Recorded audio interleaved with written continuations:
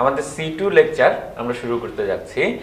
C2 লেকচারটা হলো গিয়ে মৌলসমূহের পর্যায়ভিত্তিক ধর্ম এবং রাসায়নিক বন্ধন চ্যাপ্টারটার উপর। তো আমরা শুরু করলাম মৌলসমূহের পর্যায়ভিত্তিক ধর্ম দিয়ে, এরপর আমরা অরবিটাল সংকরণ থেকে রাসায়নিক বন্ধনের দিকে আস্তে ধীরে অগ্রগামী হব। তো আমরা সবার প্রথমে যে টপিকটা নিয়ে আলোচনা করতে চাই যে ইলেকট্রন বিন্যাস অনুযায়ী আমরা জানি আমাদের মৌলগুলোকে চার ভাগে ভাগ করে, চারটা ব্লকে ভাগ করে। এস ব্লক মৌল, পি ব্লক মৌল, ডি ব্লক মৌল, এফ ব্লক মৌল।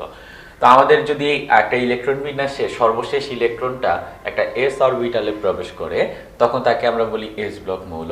যদি পি অরবিটালে প্রবেশ করে তাহলে আমরা বলি পি ব্লক মৌল। ডি অরবিটালে যদি সর্বশেষ ইলেকট্রন যায় আমরা বলি তাকে ডি ব্লক মৌল। আর যদি এফ অরবিটালে সর্বশেষ ইলেকট্রনটা উপস্থিত থাকে তখন আমরা তাকে বলি এফ ব্লক মৌল। তো এই এসপি ডি এফ এই যে চার প্রকার ব্লক আছে, চার প্রকার ব্লকের চার প্রকার মৌল আছে, এই মৌলগুলির ভিতর ডি ব্লক মৌলটাই সবচেয়ে বেশি গুরুত্বপূর্ণ। আমরা যদি পর্যায় সারণী দেখি, পর্যায় সারণীর মাঝামাঝি জায়গায় একটু কূপের মতো জায়গায় যে মৌলগুলি থাকে তাদেরকে আমরা বলি ডি ব্লক মৌল, যাদেরকে আমরা আগে অবস্থান্তর মৌল বলে জানতাম। বাট এখন আমরা দেখব যে অ্যাকচুয়ালি ডি ব্লক মৌল মানেই অবস্থান্তর মৌল কিন্তু না। তা আমরা বোঝার জন্য চতুর্থ পর্যায় থেকে আমাদের ডি ব্লক মৌলগুলোকে লেখা শুরু করব। চতুর্থ পর্যায়ে যে ডি ব্লক মৌলগুলি আছে সেগুলি যদি আমরা সিকোয়েন্সিয়ালি বুঝতে চাই তখন আমাদেরকে যেটা দেখা লাগবে যে স্কিনে তিব্বত ভ্যানিশিং ক্রিম মেখে ফের কবে নিকা করতে যাবে, জাস্ট একটা ছড়ার মতো। এবং এইটা যদি আমি মনে রাখি তাহলে আমি আমাদের চতুর্থ পর্যায়ে যে ডি ব্লক মৌলগুলি আছে সেগুলি সিকোয়েন্সিয়ালি লিখতে পারবো। যেমন স্কিনে মানে হলো স্ক্যান্ডিনিয়াম, তিব্বত মানে হলো গিয়ে titanium, vanishing for vanadium, cream for chromium, মেখে ফর ম্যাঙ্গানিজ, ফের ফর আয়রন, কবে কোবাল্ট, নিকা নিকেল, করতে কপার, যাবে দ্যাট ইজ জিঙ্ক। তো আমরা যদি স্কিনে তিব্বত ভ্যানিশিং ক্রিম মেখে ফের কবে নিকা করতে যাবে আমরা কিন্তু এই মৌলগুলির সিরিয়ালি লিখতে পারছি এবং আমরা তাদের পারমাণবিক সংখ্যাটাও লিখে রাখি। স্ক্যান্ডিনিয়াম 21, titanium 22, ভ্যানেডিয়াম 23, chromium 24, 25, 26, cobalt 27, 28, copper 29, zinc হলো গিয়ে 30। এবং এদের ইলেকট্রন বিন্যাসটা খুবই সহজে করা যায় যদি আমি তাদের পারমাণবিক সংখ্যাটা জানি। শুধুমাত্র এই চতুর্থ পর্যায়ের আমাদের যেই ডি ব্লক মৌলগুলো আছে তাদের ক্ষেত্রে আমরা এই কাজটা করতে পারি। কিরকম? স্ক্যান্ডিনিয়াম তার পারমাণবিক সংখ্যা হলো গিয়ে 21 এবং তার ইলেকট্রন বিন্যাস করলে আমরা দেখব সর্বশেষ দুটো অরবিটাল হলো 4s2 3d1। আমার জাস্ট এটা মনে রাখলাম আমি যে ডি ব্লক মৌল চতুর্থ পর্যায়ে ডি ব্লক মৌলের ইলেকট্রন বিন্যাস করার জন্য আমার 4s আর 3d থাকবে। তো আমি 4s এর উপরে লিখলাম 2, 3d এর উপরে লিখলাম 1। এটা মোটামুটি আমরা ওই পারমাণবিক সংখ্যাটা দেখেই করে ফেলতে পারলাম, কারণ ওইখানে 2 আর 1 আছে 21। তো 4s2 3d 1। ফর এক্সাম্পল আমি যদি এখানে আয়রনেরটা নিই, এখানে আছে কত 2 আর 6, আয়রনের ইলেকট্রন বিন্যাস হবে 4s2 3d6। আমরা অন্য একটা নেই, ফর এক্সাম্পল ভ্যানেডিয়াম, এটার হবে গিয়ে 4s2 3d3। অন্য যে কোনো একটা নিকেল, এটা হবে গিয়ে 4s2 3d8। অর্থাৎ আমাদের যেটা পারমাণবিক সংখ্যা থাকছে সেই পারমাণবিক সংখ্যার প্রথমটুকু আমাদের 4s এর উপরে বসছে, পরের টুকু আমাদের 3d এর উপরে বসতেছে। তা আমরা যদি এখানে কপার ক্রোমিয়ামটা বের করতে চাই সেটা হলো কি 4s2 3d4 হওয়ার কথা, বাট হয় না। আমরা জানি এখানে ব্যতিক্রম হয় এবং আমাদের ইলেকট্রন বিন্যাসটা দাঁড়ায় 4s1 3d5। এটার কারণ হলো ডি অরবিটাল যখন অর্ধপূর্ণ থাকে তখন সে অনেক বেশি স্থিতিশীল ডি অরবিটাল। দ্যাটস ওয়াই আমাদের 3d4 কাঠামো না হয়ে 3d5 কাঠামো হয়। এবং ঠিক একই রকম ব্যতিক্রম দেখতে পাই আমরা কপারের জন্য, যেখানে আমাদের নর্মাল নিয়মে ইলেকট্রন বিন্যাস হওয়ার কথা 4s2 3d9, বাট এখানে অ্যাকচুয়ালি আমাদের ইলেকট্রন বিন্যাস হয় 4s1 3d10। কারণ এখানে আমাদের ডি অরবিটাল পরিপূর্ণ এবং পরিপূর্ণ ডি অরবিটালের স্থিতিশীলতা অনেক অনেক বেশি। দ্যাটস ওয়াই 3d9 কাঠামো না হয়ে আমরা পাই 3d10 কাঠামো। আর জিঙ্কের জন্য কি? জিঙ্কের জন্য ইলেকট্রন বিন্যাস হলো 4s2 3d10।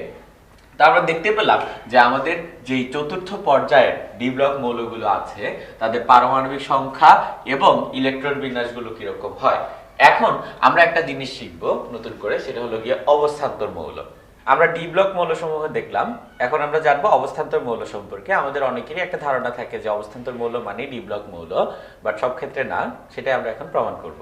যেমন অবস্থান্তর মৌল ডেফিনেশনটাকে আমরা যদি দুইটা পয়েন্টে ভাগ করি, তার ভিতরে অবশ্যই দুইটা কন্ডিশন থাকতে হবে, যে তাকে অবশ্যই একটা ডি ব্লক মৌল হওয়া লাগবে, এবং যেই মৌলটার কথা বলতেছি আমরা সেটা একটা ডি ব্লক মৌল, এবং সেই ডি ব্লক মৌলের স্থিতিশীল আয়নের ডি অরবিটাল আমাদের আংশিক পূর্ণ থাকা লাগবে। তা আংশিক পূর্ণ বলতে আমরা কি বুঝাচ্ছি, যে আমাদের একটা ডি অরবিটালে ম্যাক্সিমাম আমাদের 10টা ইলেকট্রন থাকতে পারে। যদি আমার ডি অরবিটালে কোনো ইলেকট্রন না থাকে, সেই ডি অরবিটালটা খালি। যদি আমার ডি অরবিটালে 10টাই ইলেকট্রন থাকে, সেই ডি অরবিটালটা পরিপূর্ণ। বাট যদি আমার ডি অরবিটালে D1 বা D2 বা D3 বা D4 বা D5 D6 D7 D8 বা D9 ইলেকট্রন থাকে, বা তার কনফিগারেশন ওরকম হয়, যদি একটা বা থেকে 9টা পর্যন্ত ইলেকট্রন থাকে, তখন আমরা বলতে পারি যে আমাদের ডি অরবিটালটা আংশিকভাবে পরিপূর্ণ। এবং যদি আমার একটা ডি অরবিটালের স্থিতিশীল আয়নের কাঠামো আংশিকভাবে পরিপূর্ণ হয়, তখন আমরা বলি যে আমাদের ওই ডি অরবিটাল, ওই ডি ব্লক মৌলটা হলো গিয়ে অবস্থান্তর মৌল। তো আমরা যদি একটা উদাহরণ দেখি, ব্যাপারটা আরো ক্লিয়ার হবে আমাদের জন্য। যে আমরা এখানে আয়রনের ইলেকট্রন বিন্যাস দেখতে পাচ্ছি, আয়রন 26, তার ইলেকট্রন বিন্যাস হলো গিয়ে 4s2 3d6। তো আমরা আয়রনের দুইটা আয়ন জানি, একটা হলো ফেরাস, একটা হলো ফেরিক। তো ফেরাস হলো গিয়ে Fe2+, ফেরিক হলো Fe3+, এবং যে কোনো মৌলের জন্যই যখন আমরা কম যোজনীর কথা বলি সেটা হয় গিয়ে আস, আর যখন বেশি যোজনীর কথা বলি দ্যাট ইজ ইক। তো আমরা ফেরাসের ইলেকট্রন বিন্যাস করলাম 4s0 3d6, আর ফেরিকের ইলেকট্রন বিন্যাস করলাম 4s0 3d5। তো আমাদের প্রশ্ন করতে পারে যে ফেরাস এবং ফেরিক এই দুটোর ভিতর কোনটা আমাদের বেশি স্থিতিশীল, এবং সেটা কিন্তু আমরা ইলেকট্রন বিন্যাস দেখেই বলতে পারি। যেমন আমাদের ফেরাসের ইলেকট্রন বিন্যাস হলো 3d6, আর ফেরিকের ইলেকট্রন বিন্যাস হলো 3d5। তো 3d6 স্ট্রাকচারটা কিরকম, যে আমাদের ডি অরবিটালে যেই 5টা ঘর আছে, সেই 5টা ঘরে আমাদের ইলেকট্রন আছে গিয়ে 6টা। আর 3d5 স্ট্রাকচারটা হলো গিয়ে আমাদের ডি অরবিটালে ঘর আছে 5টা, এবং সেই 5টা ঘরে আমাদের ইলেকট্রন আছে 5টা। যেহেতু আমাদের এই Fe3+ যে স্ট্রাকচার, সেইটার ভিতর 5টা ইলেকট্রনের স্পিন একই দিকে, ওই কাঠামো আমাদের এই কাঠামোর চেয়ে বেশি স্থিতিশীল, যেখানে একটা ইলেকট্রনের স্পিন বিপরীত দিকে। আমি যদি অল্প একটু হিট দেই, আমার এই বিপরীত দিকে স্পিনযুক্ত ইলেকট্রনটা খুব সহজেই কিন্তু আমার জাম্প করে 3d থেকে অন্য কোনো অরবিটালে চলে যেতে পারবে। দ্যাটস ওয়াই আমাদের ফেরাস এবং ফেরিকের ভিতর ফেরিক বেশি স্থিতিশীল, কারণ সেটা অর্ধপূর্ণ এবং তার ইলেকট্রনের স্পিন সব একই দিকে। তো এখন আমরা ফেরাস এবং ফেরিকের ভিতর বুঝলাম যে আয়রনের স্থিতিশীল আয়ন হলো গিয়ে ফেরিক, এবং সেই আয়রনের স্থিতিশীল আয়ন, যেই আয়রন কিনা একটা ডি ব্লক মৌল, তার স্থিতিশীল আয়নের ডি অরবিটাল আংশিকভাবে পূর্ণ।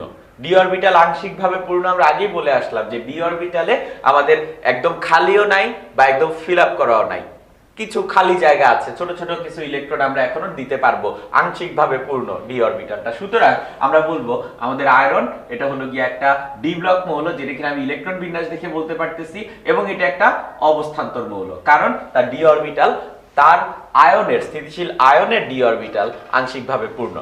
আমরা যদি এখন আরেকটা উদাহরণ দেখি, স্ক্যান্ডিনিয়াম, যার ইলেকট্রন বিন্যাস হলো 4s2 3d1, এবং তার স্থিতিশীল আয়ন হলো স্ক্যান্ডিনিয়াম 3+। তো আমরা ইলেকট্রন বিন্যাসটা করলে দেখতে পাই 4s0 3d0, অর্থাৎ আমাদের ডি অরবিটালে ইলেকট্রন সংখ্যা কিন্তু 0। ডি অরবিটাল ইলেকট্রন সংখ্যা 0 মানে ডি অরবিটাল খালি, সে আংশিকভাবে পূর্ণ না।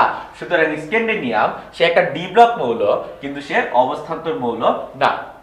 আর যদি আমরা জিঙ্কের কথা বলি 4s2 3d10, এই জিঙ্কের স্থিতিশীল আয়ন হলো জিঙ্ক 2+, এবং সেই আয়ন আমরা দেখব যে 4s0 3d10 কাঠামো আমরা পাচ্ছি, ডি অরবিটাল এখানে একদম পরিপূর্ণ।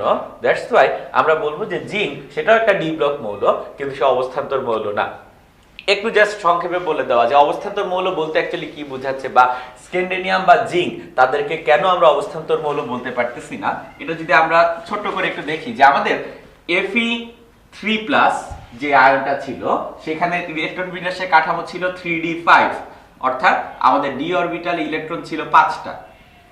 এখন নরমালি এই যে 5টা ইলেকট্রন একই দিকে স্পিন করে থাকবে, এটা কিন্তু আমাদের হুন্ডের নিয়ম। হুন্ডের নিয়ম অনুযায়ী আমরা বলি যে আমাদের 5টা ইলেকট্রন একই দিকে স্পিন করে থাকবে।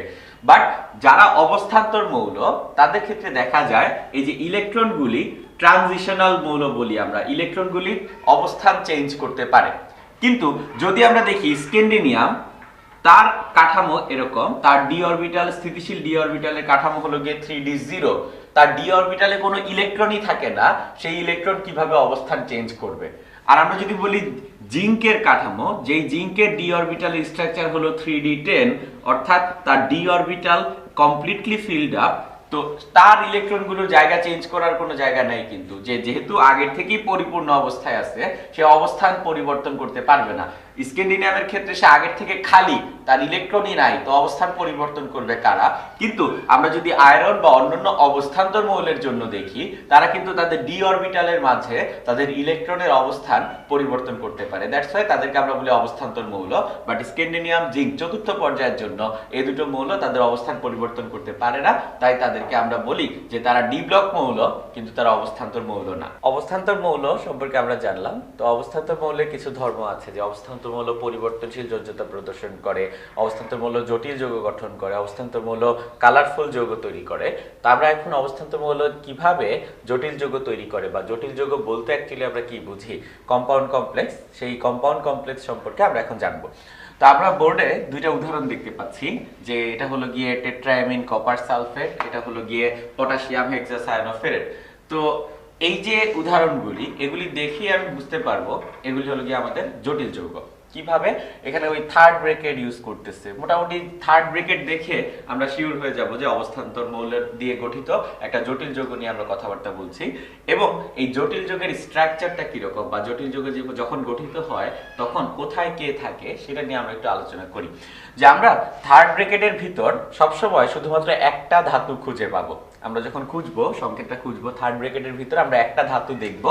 এখানে আমাদের ধাতুটা হলো গিয়ে কপার, এবং থার্ড ব্র্যাকেটের ভিতর যে ধাতুটা আমি দেখব তাকে আমরা বলি যে কেন্দ্রীয় মৌল বা কেন্দ্রীয় ধাতব আয়ন, কেন্দ্রীয় ধাতব মৌল। এটা হলো গিয়ে আমাদের কপার এই উদাহরণের জন্য। তো কপার একদম সেন্টারে থাকবে, এবং থার্ড ব্র্যাকেটের ভিতর ওই ধাতুর সাথে, কেন্দ্রীয় ধাতব মৌলের সাথে আমাদের যেই আয়ন বা যেই মূলক বা যেই পরমাণু থাকবে তাদেরকে আমরা বলি গিয়ে লিগ্যান্ড। এখানে যে চারটা অ্যামোনিয়া আমরা দেখতে পাচ্ছি, এই চারটা অ্যামোনিয়াকে আমরা বলি গিয়ে লিগ্যান্ড। তো লিগ্যান্ড কথাটার মিনিং কি? লিগ্যান্ড কথাটার মিনিং হলো ইলেকট্রন দাতা। তারা ইলেকট্রন দান করে।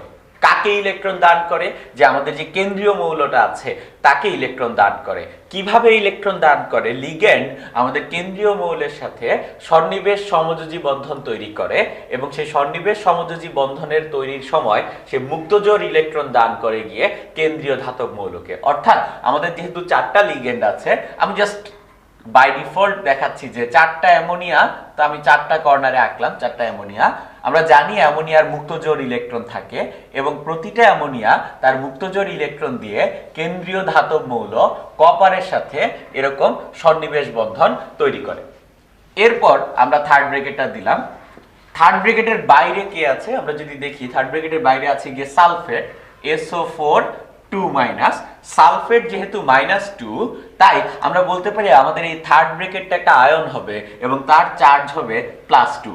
অর্থাৎ থার্ড ব্র্যাকেট বিশিষ্ট আয়ন, তাকে আমরা বলি জটিল আয়ন, এবং সেই জটিল আয়নটা এই ক্ষেত্রে হলো গিয়ে ক্যাটায়ন, কারণ এটা হচ্ছে কাটা কাটা আয়ন, ক্যাটায়ন, পজিটিভ চার্জ যুক্ত আয়ন। দ্যাটস ওয়াই আমরা একে বললাম ক্যাটায়ন। তো আমাদের এই উদাহরণটা আমরা দেখতে পেলাম একটা ক্যাটায়ন বিশিষ্ট জটিল আয়নের গঠন, যেই গঠনে কপার কেন্দ্রীয় ধাতব মৌল, যেটা কিনা সেন্টারে আছে, তার সাথে সন্নিবেশ বন্ধন দিয়ে যুক্ত আছে আমাদের লিগ্যান্ড, চারটা লিগ্যান্ড যুক্ত। এবং চারটা লিগ্যান্ড যেহেতু যুক্ত, আমরা বলি কপারের সন্নিবেশ সংখ্যা বা কোঅর্ডিনেশন নাম্বার হলো গিয়ে 4। তার সাথে চারটা সন্নিবেশ বন্ধন আমি দেখতে পাচ্ছি, সুতরাং তার কোঅর্ডিনেশন নাম্বার বা সন্নিবেশ সংখ্যা 4।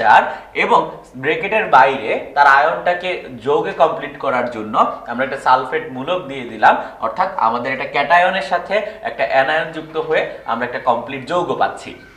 আমরা যদি এই পাশে উদাহরণটা খেয়াল করি, ঠিক আগের বারের মতো আমরা চিন্তা করব। আমরা থার্ড ব্র্যাকেট দেখে বুঝবো যে এটা হলো গিয়ে আমাদের একটা জটিল যৌগ। থার্ড ব্র্যাকেটের ভিতর আমরা একটা ধাতু খুঁজবো। আমরা দেখলাম এখানে থার্ড ব্র্যাকেটের ভিতর আছে গিয়ে আমাদের আয়রন, সুতরাং আয়রন হলো গিয়ে আমাদের কেন্দ্রীয় মৌল। আয়রনের সাথে আমরা দেখতে পাচ্ছি সায়ানাইড 6টা, এবং কেন্দ্রীয় ধাতব মৌলের সাথে থার্ড ব্র্যাকেটের ভিতর যেই থাকুক, যতজনই থাকুক, তাদেরকে আমরা বলি গিয়ে লিগ্যান্ড। তো তো আমাদের এখানে লিগ্যান্ড হলো গিয়ে সায়ানাইড মূলক। তো সায়ানাইড মূলক 6টা। তা আমি জাস্ট 6টা সায়ানাইড মূলক আঁকি। প্রতিটা সায়ানাইড মূলক আমরা জানি প্রতিটা সায়ানাইড মূলক তার মুক্তজোড় ইলেকট্রনের মাধ্যমে আমাদের কেন্দ্রীয় ধাতব মৌলের সাথে সন্নিবেশ বন্ধন তৈরি করবে।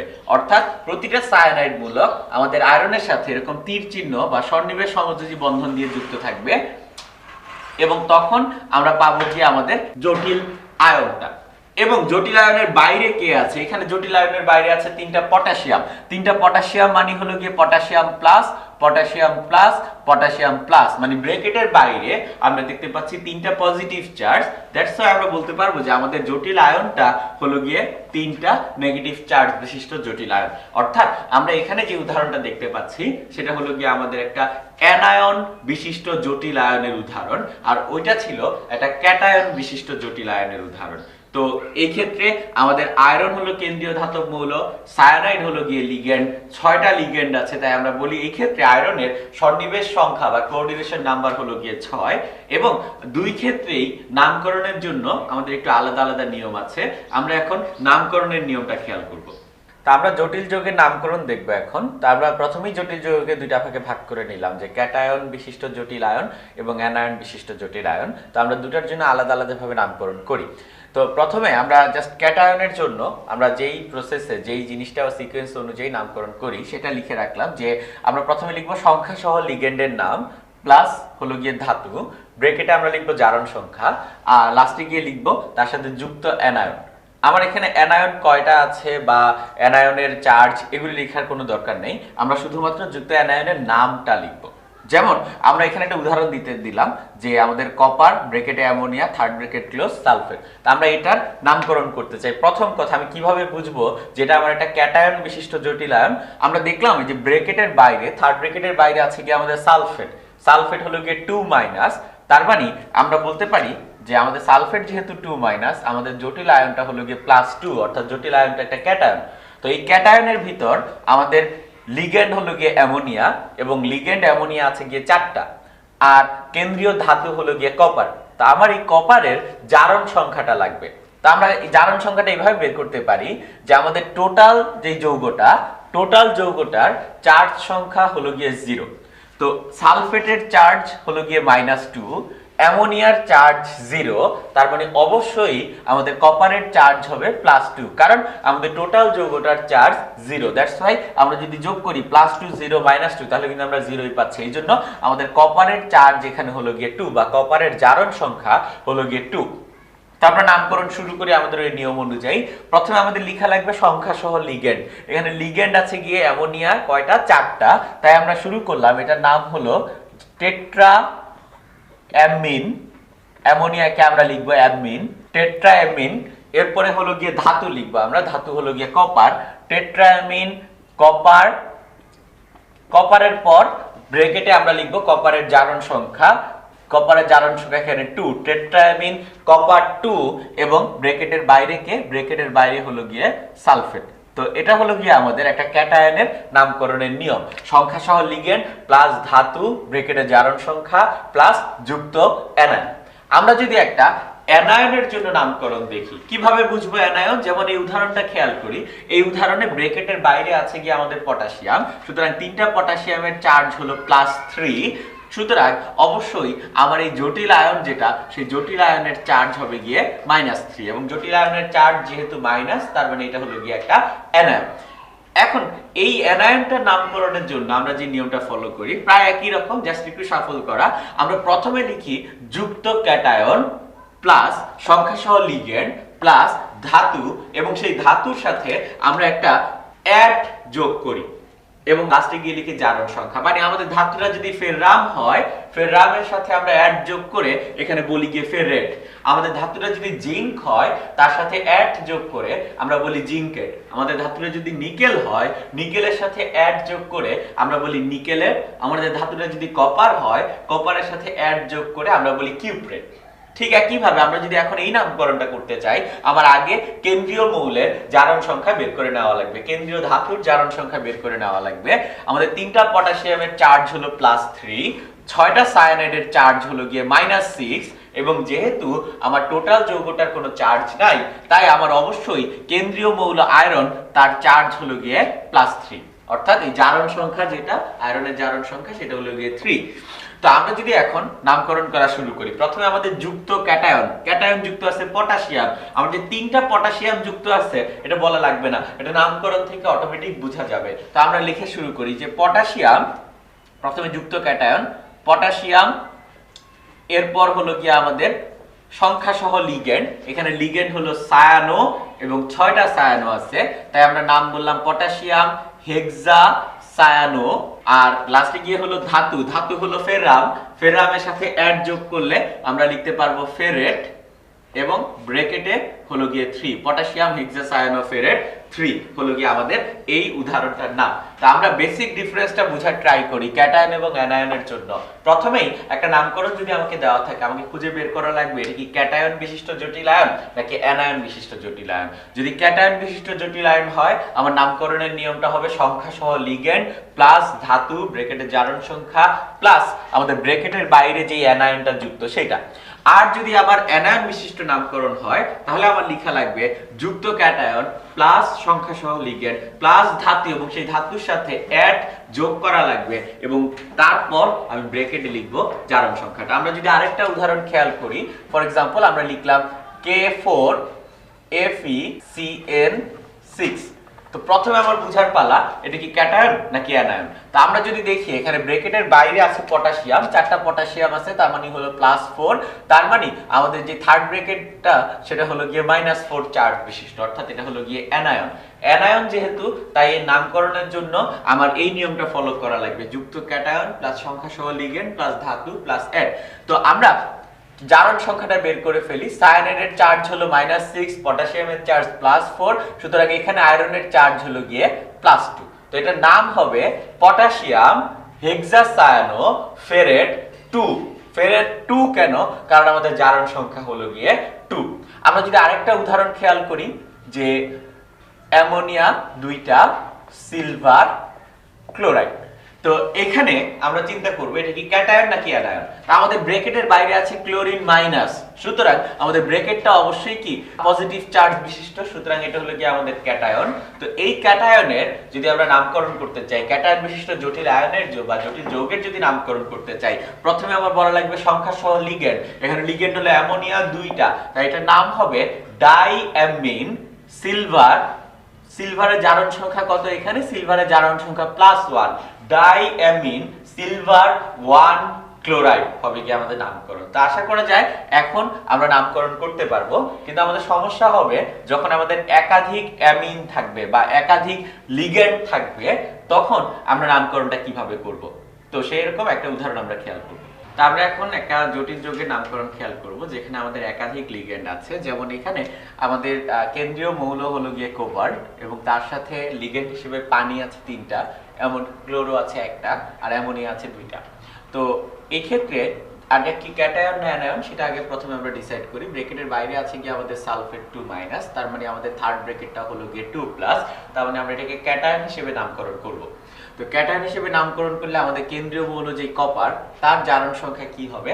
আমাদের সালফেটের চার্জ হলো -2, অ্যামোনিয়ার চার্জ 0, পানির চার্জ 0, ক্লোরিনের চার্জ হলো -1, তার মানে আমাদের কোবাল্টের চার্জ হলো গিয়ে +3। এবং আমরা জানি ক্যাটায়ন হিসেবে কোন একটা জটিল যৌগের যদি আমরা নামকরণ করি, তাহলে প্রথমে আমার সংখ্যা সহ লিগ্যান্ডের নাম বলা লাগে। আমি কোন লিগ্যান্ডের নাম আগে বলবো? আলফাবেটিক অর্ডারে আমাদের যেই লিগ্যান্ডটা আগে আসে। যেমন পানিকে আমরা বলি অ্যাকোয়া, ক্লোরোকে আমরা বলি ক্লোরো, আর অ্যামিন সেটা হলো গিয়ে AMMIN। তো আমরা যদি এখন আলফাবেটিক অর্ডার চিন্তা করি, তাহলে MNOPQ, তার মানে আগে আসে গিয়ে আমাদের অ্যামিন, এরপরে আসে গিয়ে আমাদের অ্যাকোয়া, আর সবার লাস্টে গিয়ে আসে আমাদের ক্লোরো। তো আমরা যদি এখন নামটা লিখি সেটা হবে এরকম যে ডাইঅ্যামিন, এরপর হলো গিয়ে অ্যাকোয়া, ট্রাইঅ্যাকোয়া, ডাইঅ্যামিন ট্রাইঅ্যাকোয়া, এরপরে হলো গিয়ে ক্লোরো। আমরা লিখতে পারি মনোক্লোরো বা শুধু ক্লোরো লিখলেও খুব বেশি সমস্যা হবে না। ক্লোরো সংখ্যা সহ লিগ্যান্ড লিখলাম, এরপর হলো গিয়ে সংখ্যা সহ লিগ্যান্ড প্লাস ধাতুটা হলো গিয়ে কোবাল্ট, ক্লোরো কোবাল্ট, এবং কোবাল্টের পর আমরা লিখবো কোবাল্টের জারণ সংখ্যা। কোবাল্টের জারণ সংখ্যা হলো গিয়ে 3, কোবাল্ট 3 এবং বাইরে হলো গিয়ে আমাদের যেই অ্যানায়নটা যুক্ত আছে সেটা হলো গিয়ে সালফেট। তো আমরা যদি এখন উদাহরণটা খেয়াল করি সেখান থেকে বুঝতে পারবো নামকরণটা কিভাবে হলো। নরমাল নিয়ম, প্রথমে হলো গিয়ে আমাদের সংখ্যা সহ লিগ্যান্ডের নাম, প্লাস হলো গিয়ে আমাদের ধাতু, প্লাস হলো গিয়ে আমাদের জারণ সংখ্যা ব্র্যাকেটে, প্লাস হলো গিয়ে আমাদের ব্র্যাকেটের বাইরে যেই অ্যানায়ন যুক্ত থাকে সেই অ্যানায়নটা। সুতরাং আমাদের এই কমপ্লেক্স যৌগটার কমপ্লেক্স নাম হলো ডাইএমিন ট্রাইঅ্যাকুয়া মনোক্লোরো বা শুধু ক্লোরো কোবাল্ট 3 সালফেট। অবস্থান্তর মৌলসমূহ রঙিন যৌগ গঠন করে।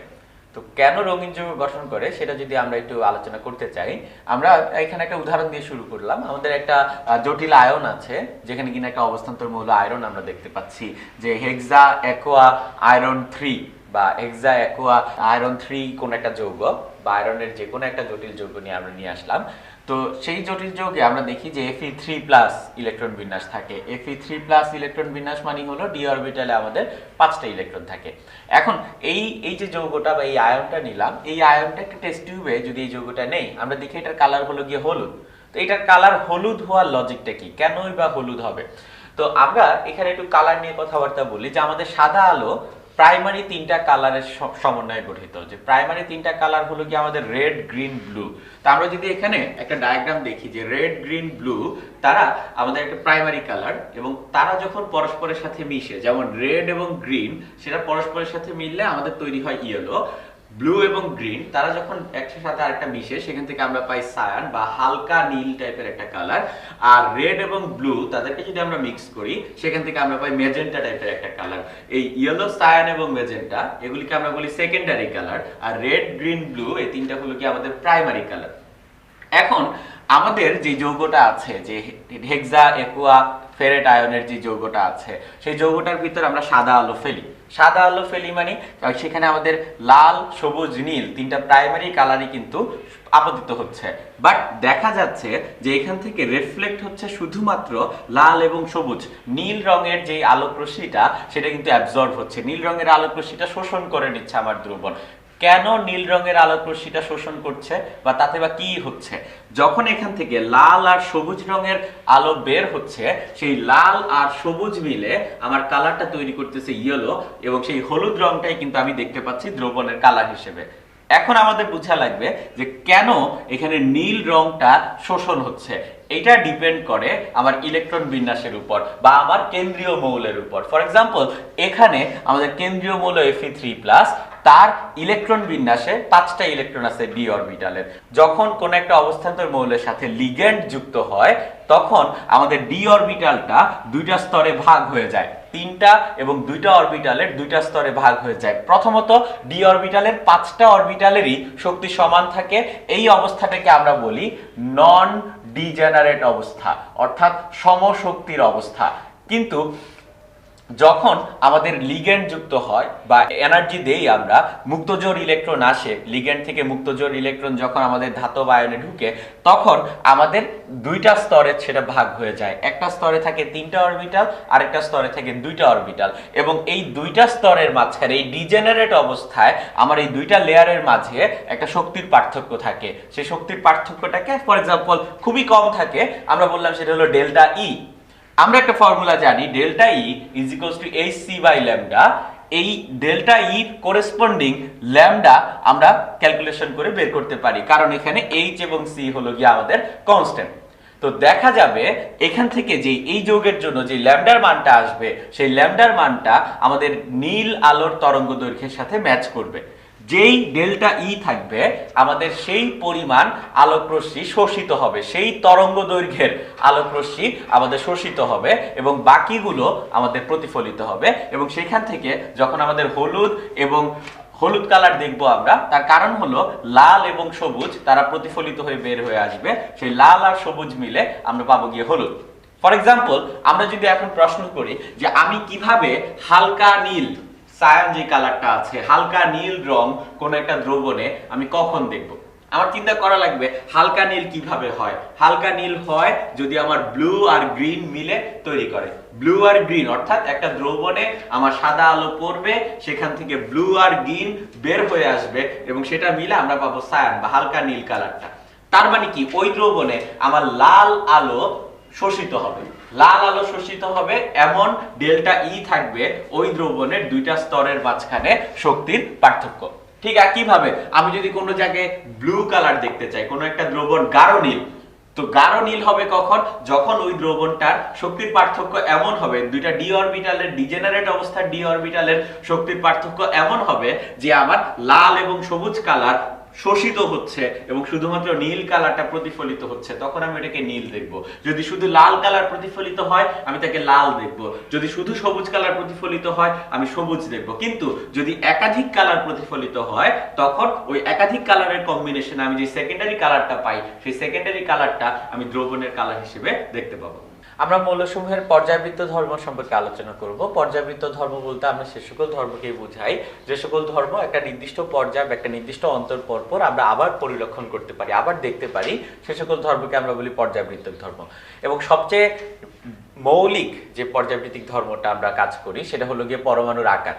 তো পরমাণুর আকার নিয়ে আমরা এখন বলবো যে একই গ্রুপে, পর্যায় সারণীর একই গ্রুপে আমি যত উপর থেকে নিচে নামি আমার পরমাণুর আকার কি বাড়ে না কমে, বা একই পর্যায়ে যত আমি বাম থেকে ডানে যাব পরমাণুর আকার কি বাড়বে না কমবে, খুবই সহজে আমরা জিনিসটা বুঝতে পারি। তো আমরা জাস্ট একটু খেয়াল করি যে প্রথমে আমরা একই গ্রুপে, ফর এক্সাম্পল এখানে আমরা গ্রুপ 1 এবং তৃতীয় পর্যায়ে কিছু মৌল দেখাচ্ছি। গ্রুপ 1 এর হাইড্রোজেন, লিথিয়াম, সোডিয়াম, পটাশিয়াম মৌলগুলি আছে। হাইড্রোজেনের শক্তি স্তর সাধারণত আমরা জানি একটা শক্তি স্তরে ইলেকট্রন থাকে, লিথিয়ামের আমাদের দুইটা শক্তি স্তরে ইলেকট্রন থাকে, সোডিয়ামের তিনটা শক্তি স্তরে ইলেকট্রন থাকে, পটাশিয়ামের 4 নম্বর শক্তি স্তরে ইলেকট্রন থাকে।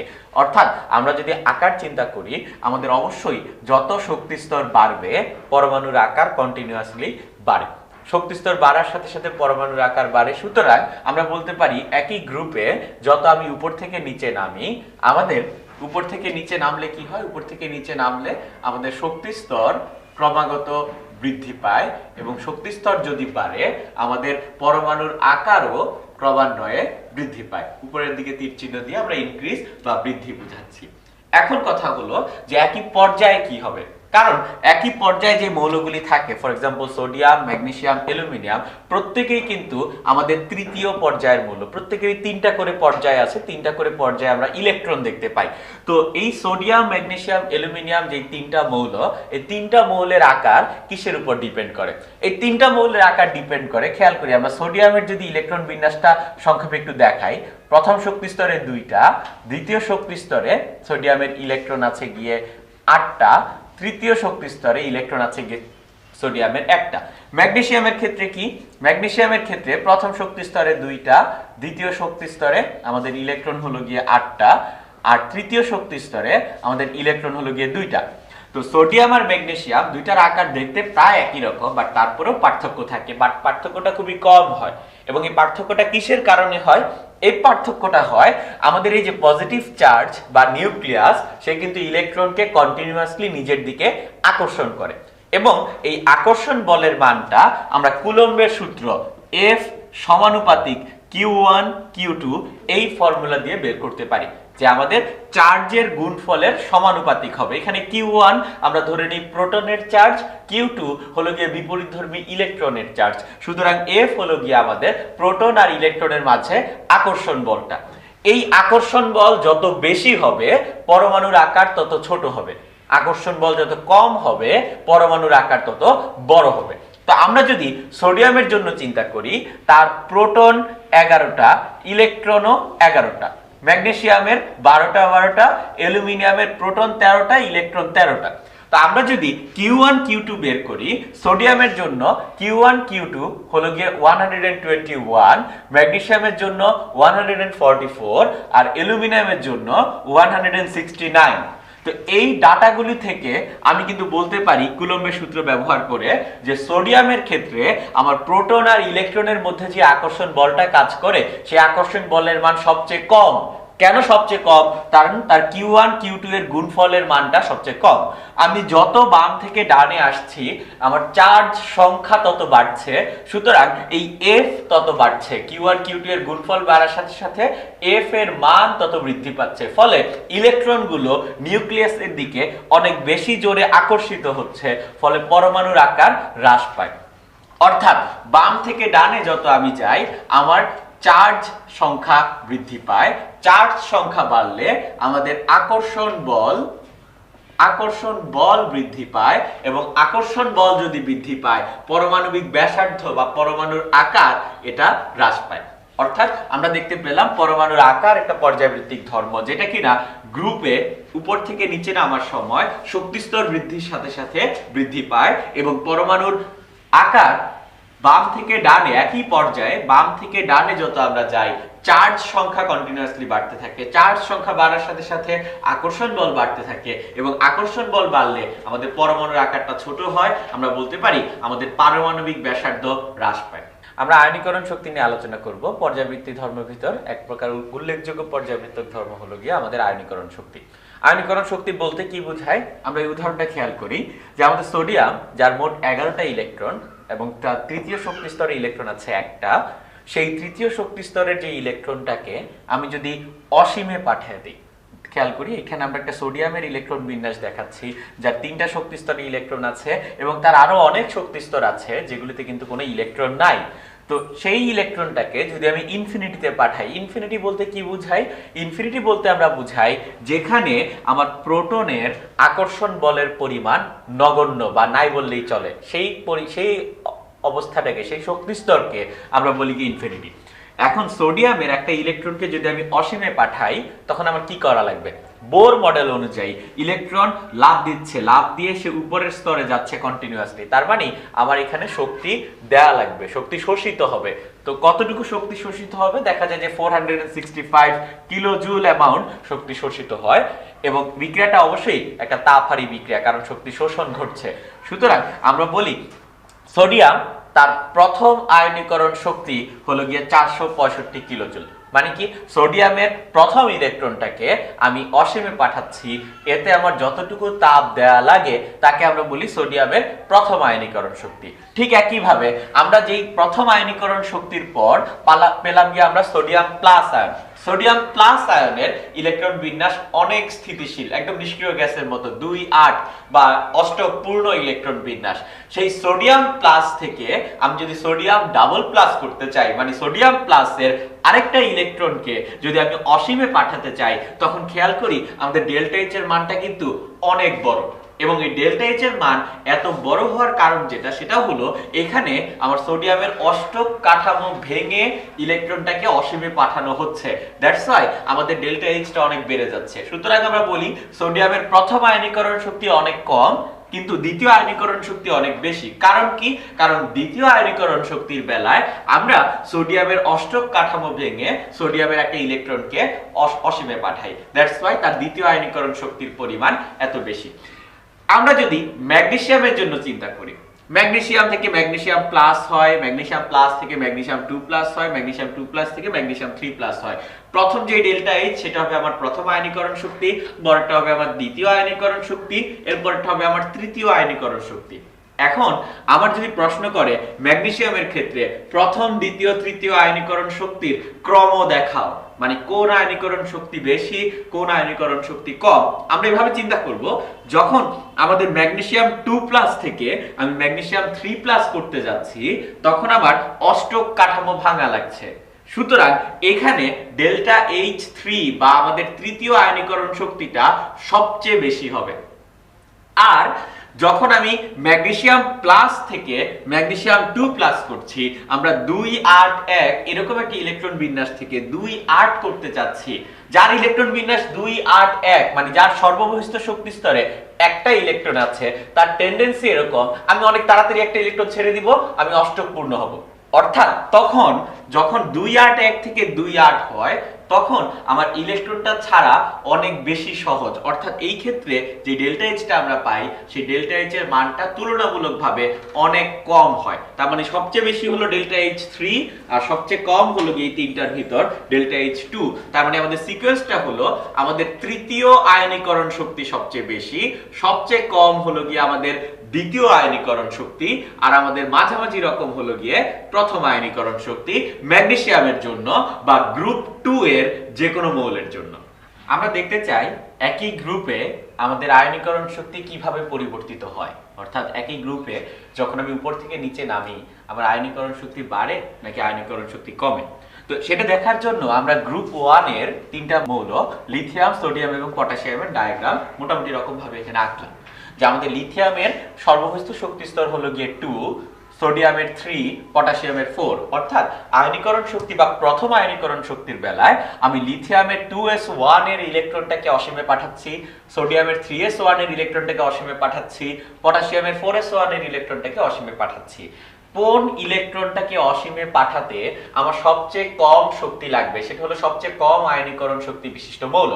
তো আমরা যদি চিন্তা করি যে আমাদের এখানে লিথিয়ামের ক্ষেত্রে এই নিউক্লিয়াস এবং ইলেকট্রনের মাঝখানে ডিসটেন্সটা কিন্তু খুবই কম, কিন্তু সোডিয়ামের নিউক্লিয়াস এবং ইলেকট্রনের মাঝখানে ডিসটেন্সটা তুলনামূলকভাবে বেশি, পটাশিয়ামের নিউক্লিয়াস এবং ইলেকট্রনের মাঝখানে ডিসটেন্সটা আরো বেশি। আমরা জানি এই দূরত্বটা যত বাড়ে আমাদের আকর্ষণ বল F proportional to 1/d², কুলম্বের সূত্র থেকে আমরা জানি আকর্ষণ বল যত বাড়ে ওই ইলেকট্রনের প্রতি নিউক্লিয়াসের আকর্ষণ বল তত কমতে থাকে। তার মানে এইখানের ইলেকট্রনটা, লিথিয়ামের ইলেকট্রনটা সবচেয়ে বেশি আকর্ষণ ফেস করে। কার আকর্ষণ? নিউক্লিয়াস তাকে টেনে ধরে রাখছে। আর পটাশিয়ামের ইলেকট্রনটাকে নিউক্লিয়াস খুবই দুর্বলভাবে টেনে ধরে রাখছে। আমি ইলেকট্রনগুলিকে অসীমে নিয়ে যেতে চাই, যেহেতু পটাশিয়ামের ইলেকট্রনটাকে নিউক্লিয়াস খুবই দুর্বলভাবে আকর্ষণ করে রাখছে, তা আমি খুব সহজেই কিন্তু পটাশিয়ামের যে ইলেকট্রনটা তাকে অসীমে নিয়ে যেতে পারবো এবং এই ক্ষেত্রে আমার সবচেয়ে কম এফোর্ট দেওয়া লাগবে, এই ক্ষেত্রে আমার তাপ শক্তি সবচেয়ে কম দেওয়া লাগবে। কিন্তু লিথিয়ামের জন্য আমার তাপ শক্তির পরিমাণ দিতে হবে সবচেয়ে বেশি, কারণ লিথিয়ামের ইলেকট্রনটাকে প্রোটন বা নিউক্লিয়াস খুবই শক্তিশালীভাবে ধরে রাখতেছে। অর্থাৎ আমরা যদি লিথিয়াম থেকে সোডিয়াম, সোডিয়াম থেকে পটাশিয়ামে যাই, তখন আমরা দেখি যে আমাদের পরমাণুর আকার ক্রমান্বয়ে বৃদ্ধি পায়। কারণ কি? তারা একই গ্রুপের মৌল। আমি যত উপর থেকে নিচে নামি আমার পরমাণুর আকার বৃদ্ধি পায়।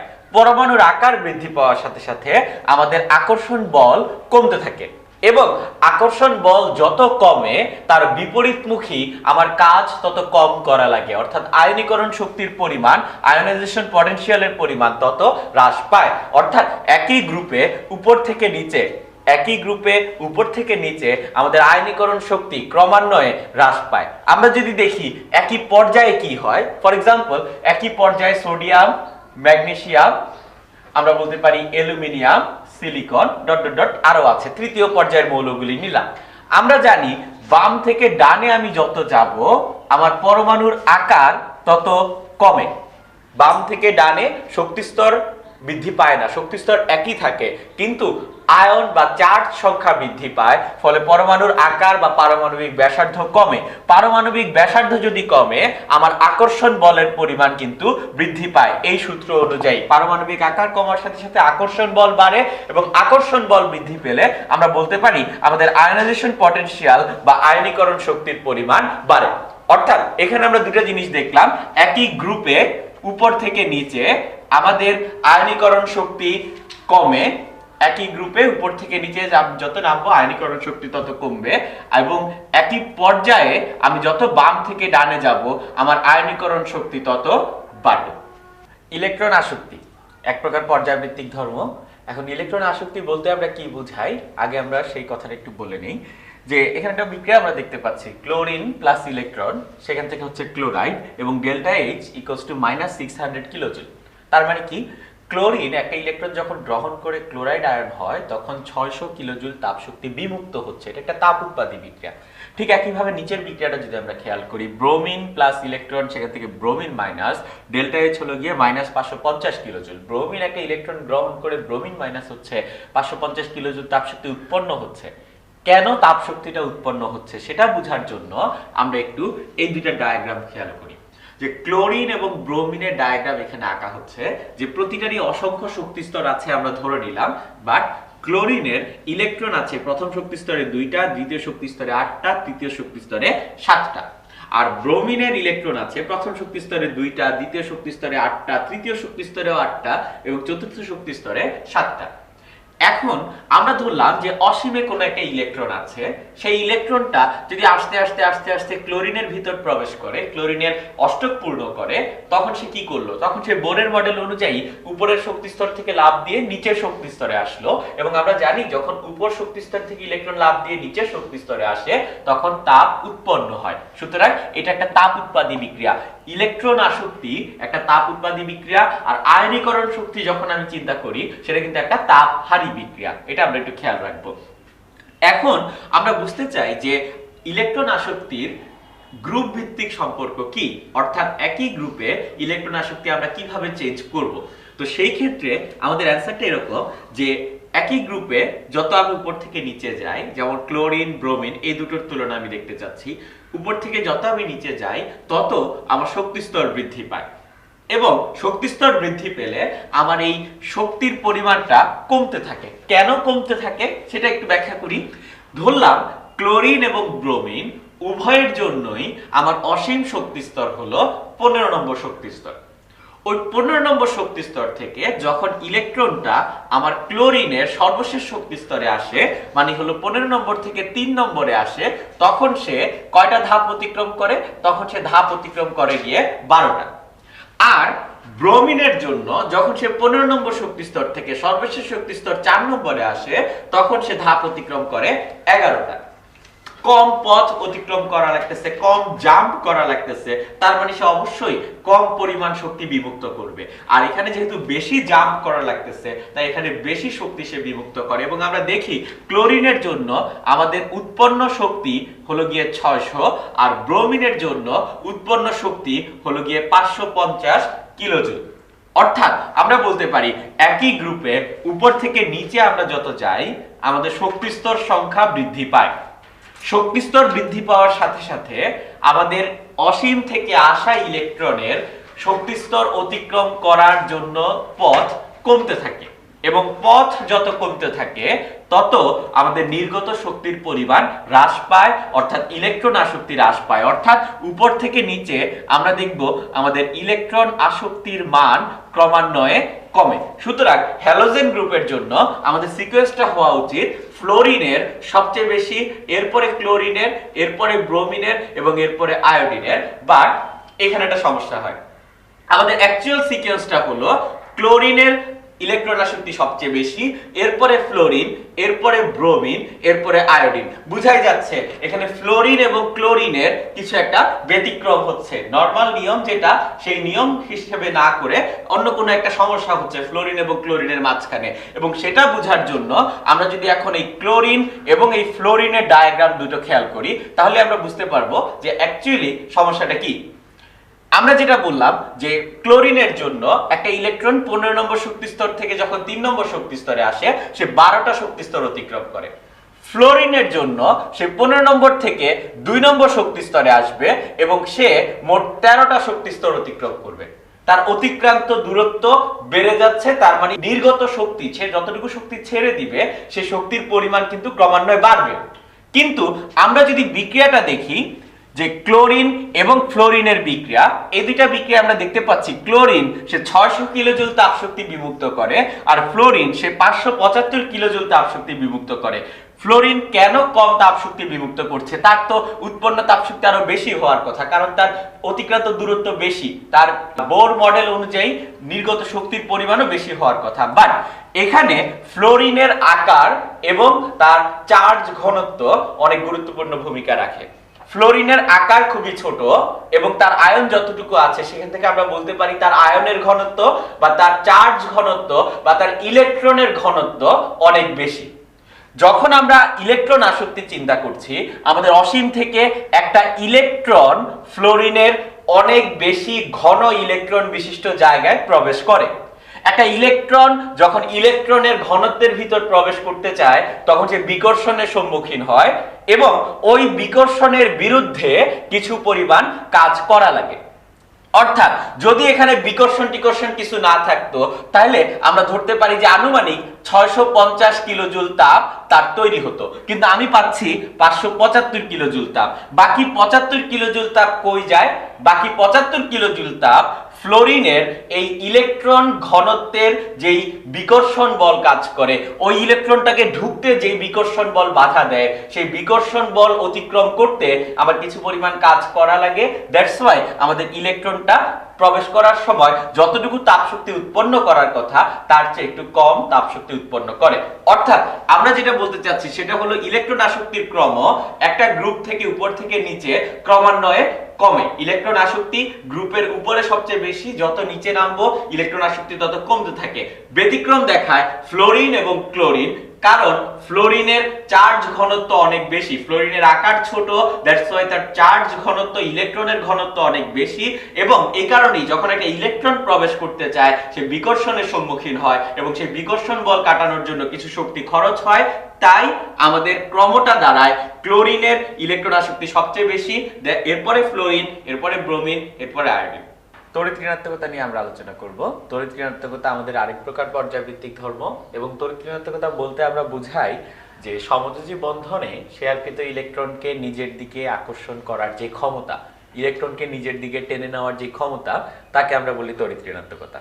ফর এক্সাম্পল, আমরা এখানে হাইড্রোজেন আর ক্লোরিন দেখতে পাচ্ছি। হাইড্রোজেনের সর্ববহিষ্ঠ শক্তি স্তরে ইলেকট্রন একটা, আর ক্লোরিনের সর্ববহিষ্ঠ শক্তি স্তরে ইলেকট্রন থাকে গিয়ে 7টা। তো তারা যখন সমযোজী বন্ধন তৈরি করে তখন হাইড্রোজেন একটা ইলেকট্রন দেয়, ক্লোরিন একটা ইলেকট্রন দেয়, এবং তারা সেটা শেয়ার করে, এবং আমরা জানি তারা সমানভাবে শেয়ার করে। তাহলে হাইড্রোজেন আর ক্লোরিনের মাঝখানে যে সমযোজী বন্ধনটা হয়, সেই সমযোজী বন্ধনের ঠিক মাঝামাঝি জায়গায় কিন্তু আমাদের ইলেকট্রন দুইটা থাকার কথা।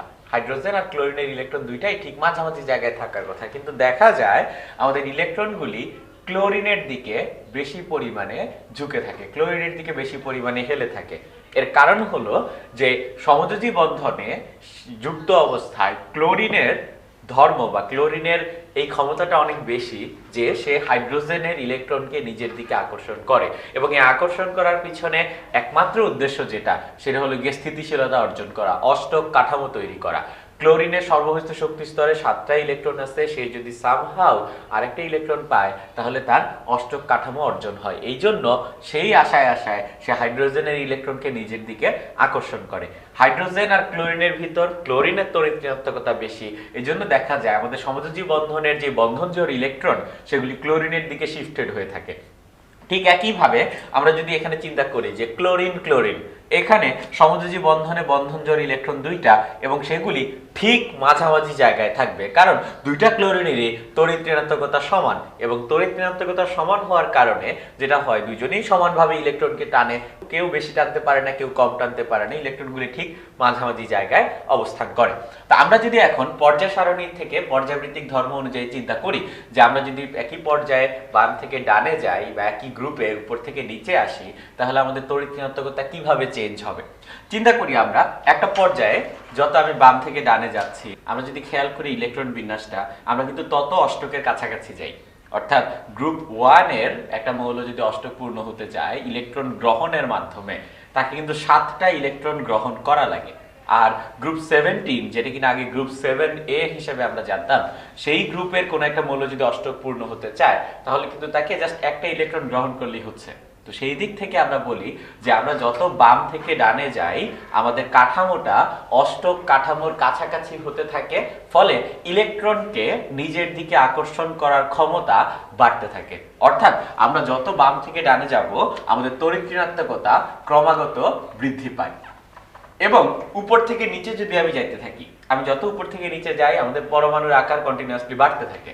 পরমাণুর আকার বাড়ার সাথে সাথে কোন একটা ইলেকট্রনকে নিজের দিকে আকর্ষণ করার ক্ষমতা কন্টিনিউয়াসলি কমতে থাকে। কারণ কি, আকার বাড়ছে, আমাদের F প্রপোর্শনাল টু 1/d², সেই ফর্মুলা থেকে আমরা বলতে পারি আকর্ষণ বল কমতে থাকে, অর্থাৎ ইলেকট্রনকে কম নিজের দিকে আকর্ষণ করে। অর্থাৎ একটা গ্রুপে উপর থেকে নিচে আমি যত নামবো আমার তড়িৎ ঋণাত্মকতার মান তত হ্রাস পায়।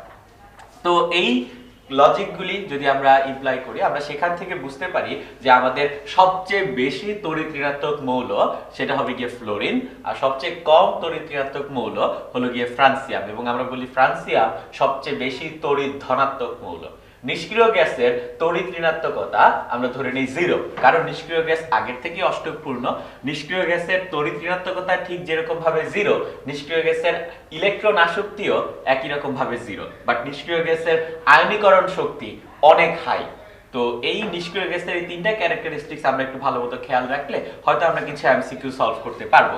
আর পাউলিং নামে এক বিজ্ঞানী সে মৌলসমূহের তড়িৎ ঋণাত্মকতার একটা স্কেল দিয়ে গেছে। তার মতে যে ফ্লোরিন সবচেয়ে বেশি তড়িৎ ঋণাত্মক, তার ভ্যালুটাকে সে ধরছে 4। ফ্লোরিনের তড়িৎ ঋণাত্মকতা 4, অক্সিজেনের 3.5, নাইট্রোজেনের 3.1, ক্লোরিনের 3, ব্রোমিনের 2.8, কার্বনের 2.5, আয়োডিনের 2.5, হাইড্রোজেনের 2.1। সাধারণত আমাদের যেসব প্রশ্ন আসে বা যেসব সমস্যা আমরা ফেস করি সেসব সমস্যাগুলি সলভ করার জন্য আমাদের তড়িৎ ঋণাত্মকতার মান জানার যদি দরকার হয়, এই কয়েকটা তড়িৎ ঋণাত্মকতার মান যদি আমরা মাথায় রাখতে পারি তাহলে কিন্তু আমরা খুব সহজেই তড়িৎ ঋণাত্মকতা রিলেটেড প্রশ্ন অ্যান্সার করতে পারবো।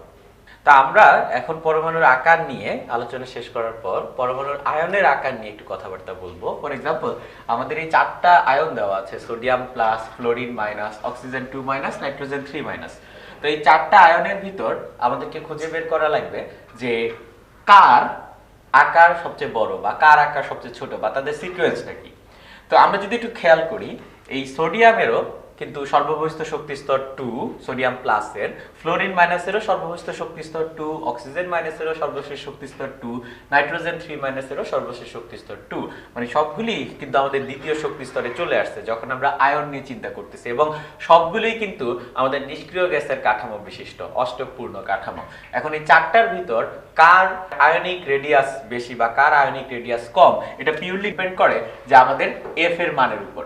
এফ হলো গিয়ে যে আমাদের আকর্ষণ বল, প্রোটন এবং ইলেকট্রনের মাঝে যে আকর্ষণ বল, এবং আমরা জানি এই F is proportional to Q1 into Q2, অর্থাৎ ইলেকট্রনের চার্জ আর প্রোটনের চার্জের গুণফলের মানের উপর ডিপেন্ড করে এফ। গুণফল যত বড় হবে আমাদের আকর্ষণ বলটা তত বেশি হবে, এবং আকর্ষণ বল বেশি হলে আমার আকারটা ছোট হবে, কারণ আকর্ষণ করে সে কাছে নিয়ে আসবে। আকর্ষণ বল বেশি হলে আকার ছোট হবে।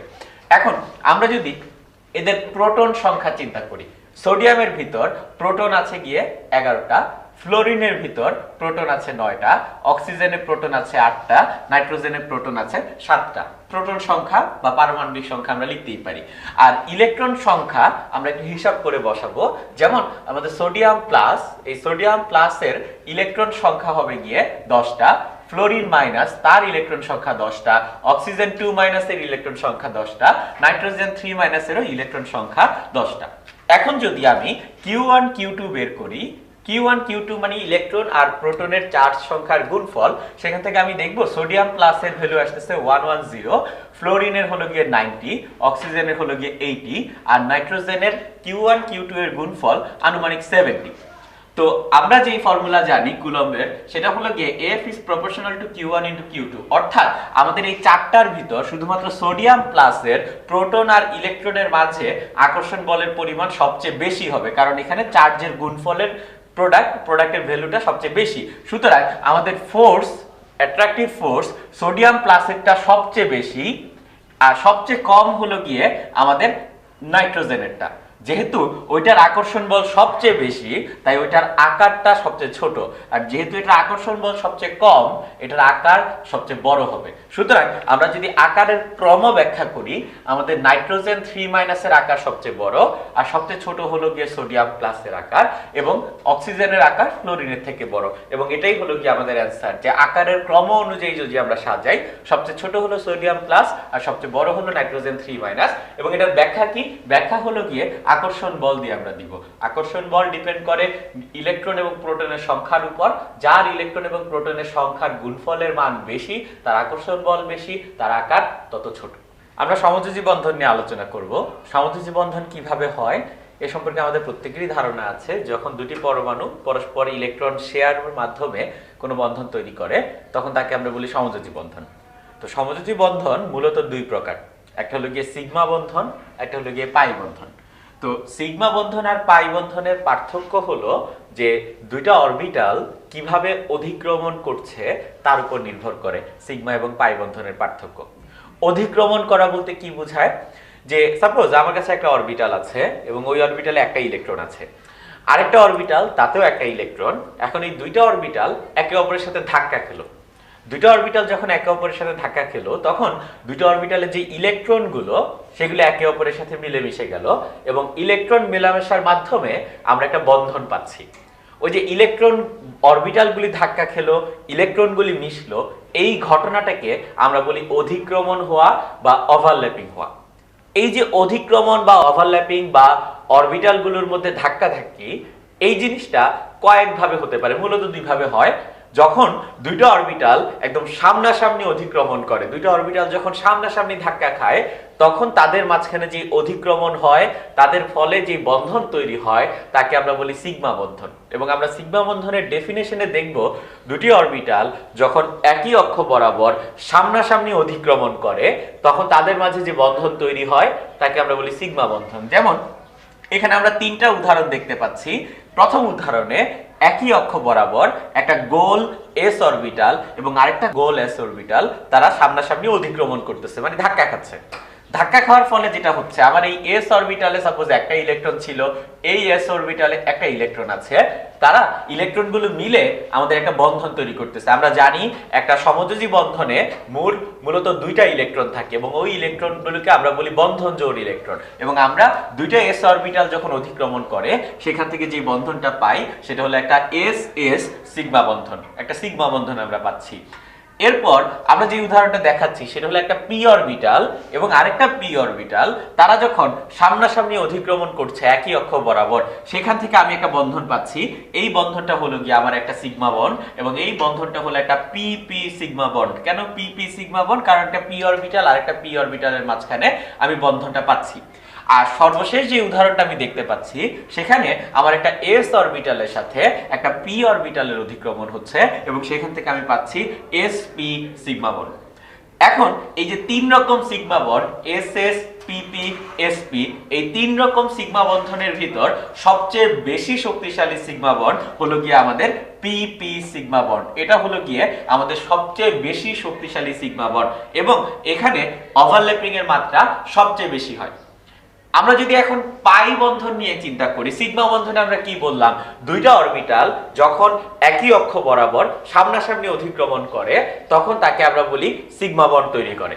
আর দুইটা অরবিটাল যখন পাশাপাশি সমান্তরাল ভাবে থেকে পাশাপাশি অধিক্রমণ করে, তখন তাকে আমরা বলবো পাই বন্ড।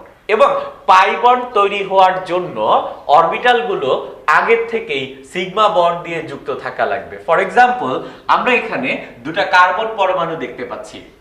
দুটো কার্বন পরমাণুই আমাদের সিগমা বন্ধন দিয়ে যুক্ত এবং তাদের একটা পি অরবিটাল এবং এটা আরেকটা পি অরবিটাল পাশাপাশি সমান্তরাল ভাবে আছে।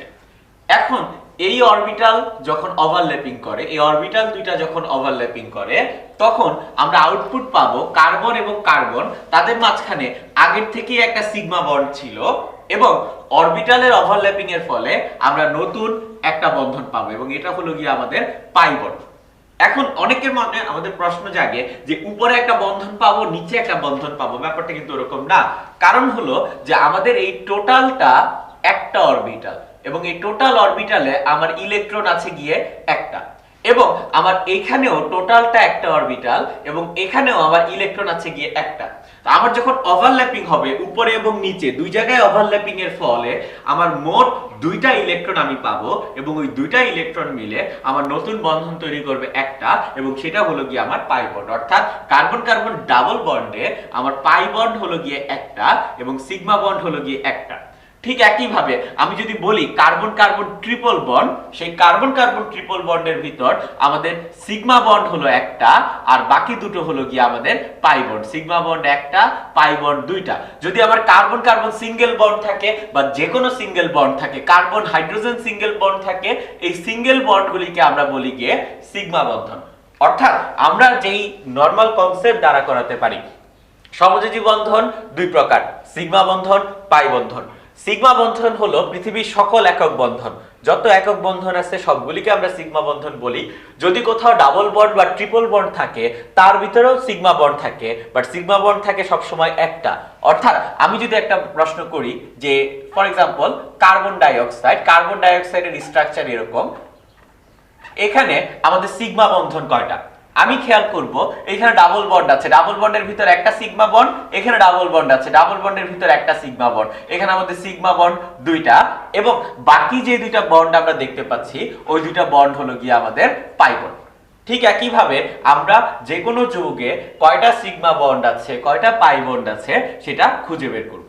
আমরা এখন কোনো একটা যৌগে যখন আমাদের আণবিক সংকেত বা গাঠনিক সংকেত দেয়া থাকবে, সেখান থেকে কয়টা সিগমা বন্ড কয়টা পাই বন্ড পাওয়া যায় সেটা কিভাবে বের করে সেই জিনিসটা একটু খেয়াল করব। ফর এক্সাম্পল, আমাদের এই এসিটিলিন বা ইথাইনের সংকেত দেওয়া আছে এবং আমাকে প্রশ্ন করলো এখানে সিগমা বন্ড কয়টা, পাই বন্ড কয়টা। আমরা প্রথমেই পাই বন্ড গুণে বের করতে পারি, বা সবচেয়ে সহজ হয় যদি আমরা গাঠনিক সংকেতটা আঁকি। এসিটিলিনের গাঠনিক সংকেত এরকম যে hydrogen single bond carbon, triple bond carbon single bond hydrogen. এটা হলো কি আমাদের এসিটিলিনের গাঠনিক সংকেত। এখন এই গাঠনিক সংকেতে যদি আমরা দেখি কার্বন কার্বন ট্রিপল বন্ড, আমরা জানি কার্বন কার্বন ট্রিপল বন্ডের ভিতর আমার পাই বন্ড হলো গিয়ে দুইটা পাই বন্ড থাকে। সুতরাং এগুলিতে কোথাও পাই বন্ড নাই, শুধুমাত্র ট্রিপল বন্ড এবং ডাবল বন্ডের ভিতরে আমরা পাই বন্ড পাবো। আমাদের এসিটিলিনে পাই বন্ধন আছে গিয়ে দুইটা, এবং বাকি যতগুলি বন্ধন দেখা যাচ্ছে, যতগুলি একক বন্ধন দেখা যাচ্ছে, সেগুলি হলো গিয়ে আমাদের সিগমা বন্ধন। সুতরাং আমাদের সিগমা বন্ধন হলো গিয়ে একটা, দুইটা, তিনটা সিগমা বন্ড এবং দুইটা পাই বন্ড আছে আমাদের এসিটিলিনের ভিতর। ঠিক একইভাবে আমরা যদি ইথিনের উদাহরণটা দেখি, ইথিন বা ইথিলিনের, এটার গাঠনিক সংকেতটা আঁকলে কার্বন কার্বন ডাবল বন্ড, দুইটা করে হাইড্রোজেন প্রতিটা কার্বনের সাথে অ্যাড করা।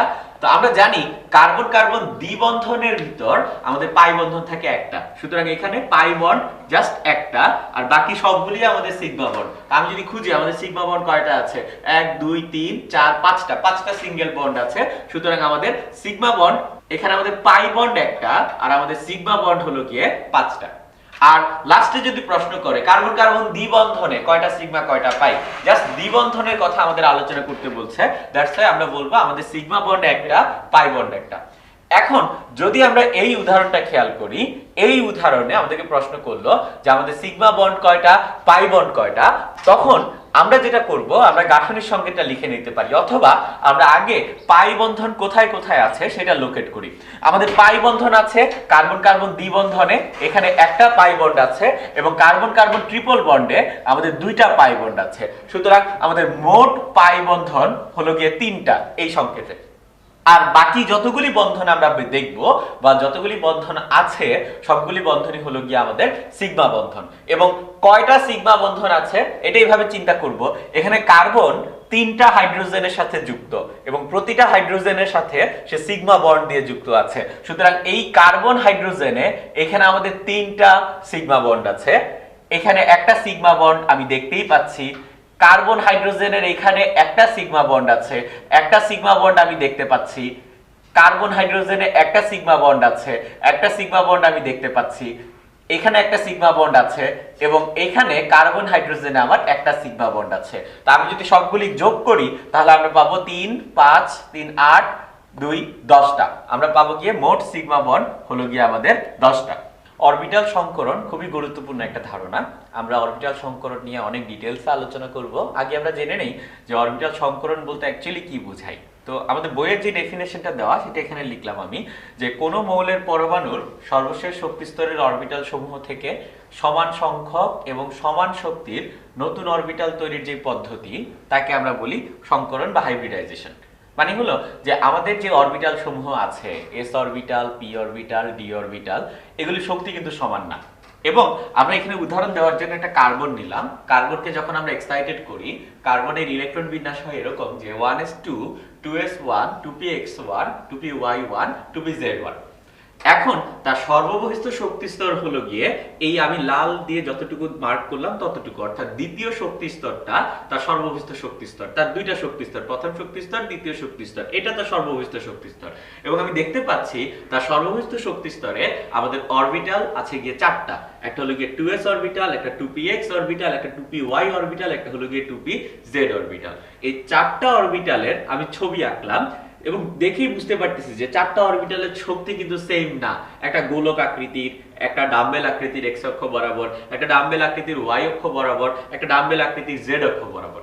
আমরা যখন সংকরণ করি আমরা শুধুমাত্র সর্ববহিস্থ শক্তি স্তরের অরবিটাল সমূহকে সংকরণ করি, এবং সর্বশেষ শক্তি স্তরের যে অরবিটালগুলি আছে s, p x, p y, p z, এগুলি সংকরণের পর কিন্তু আর sp থাকে না।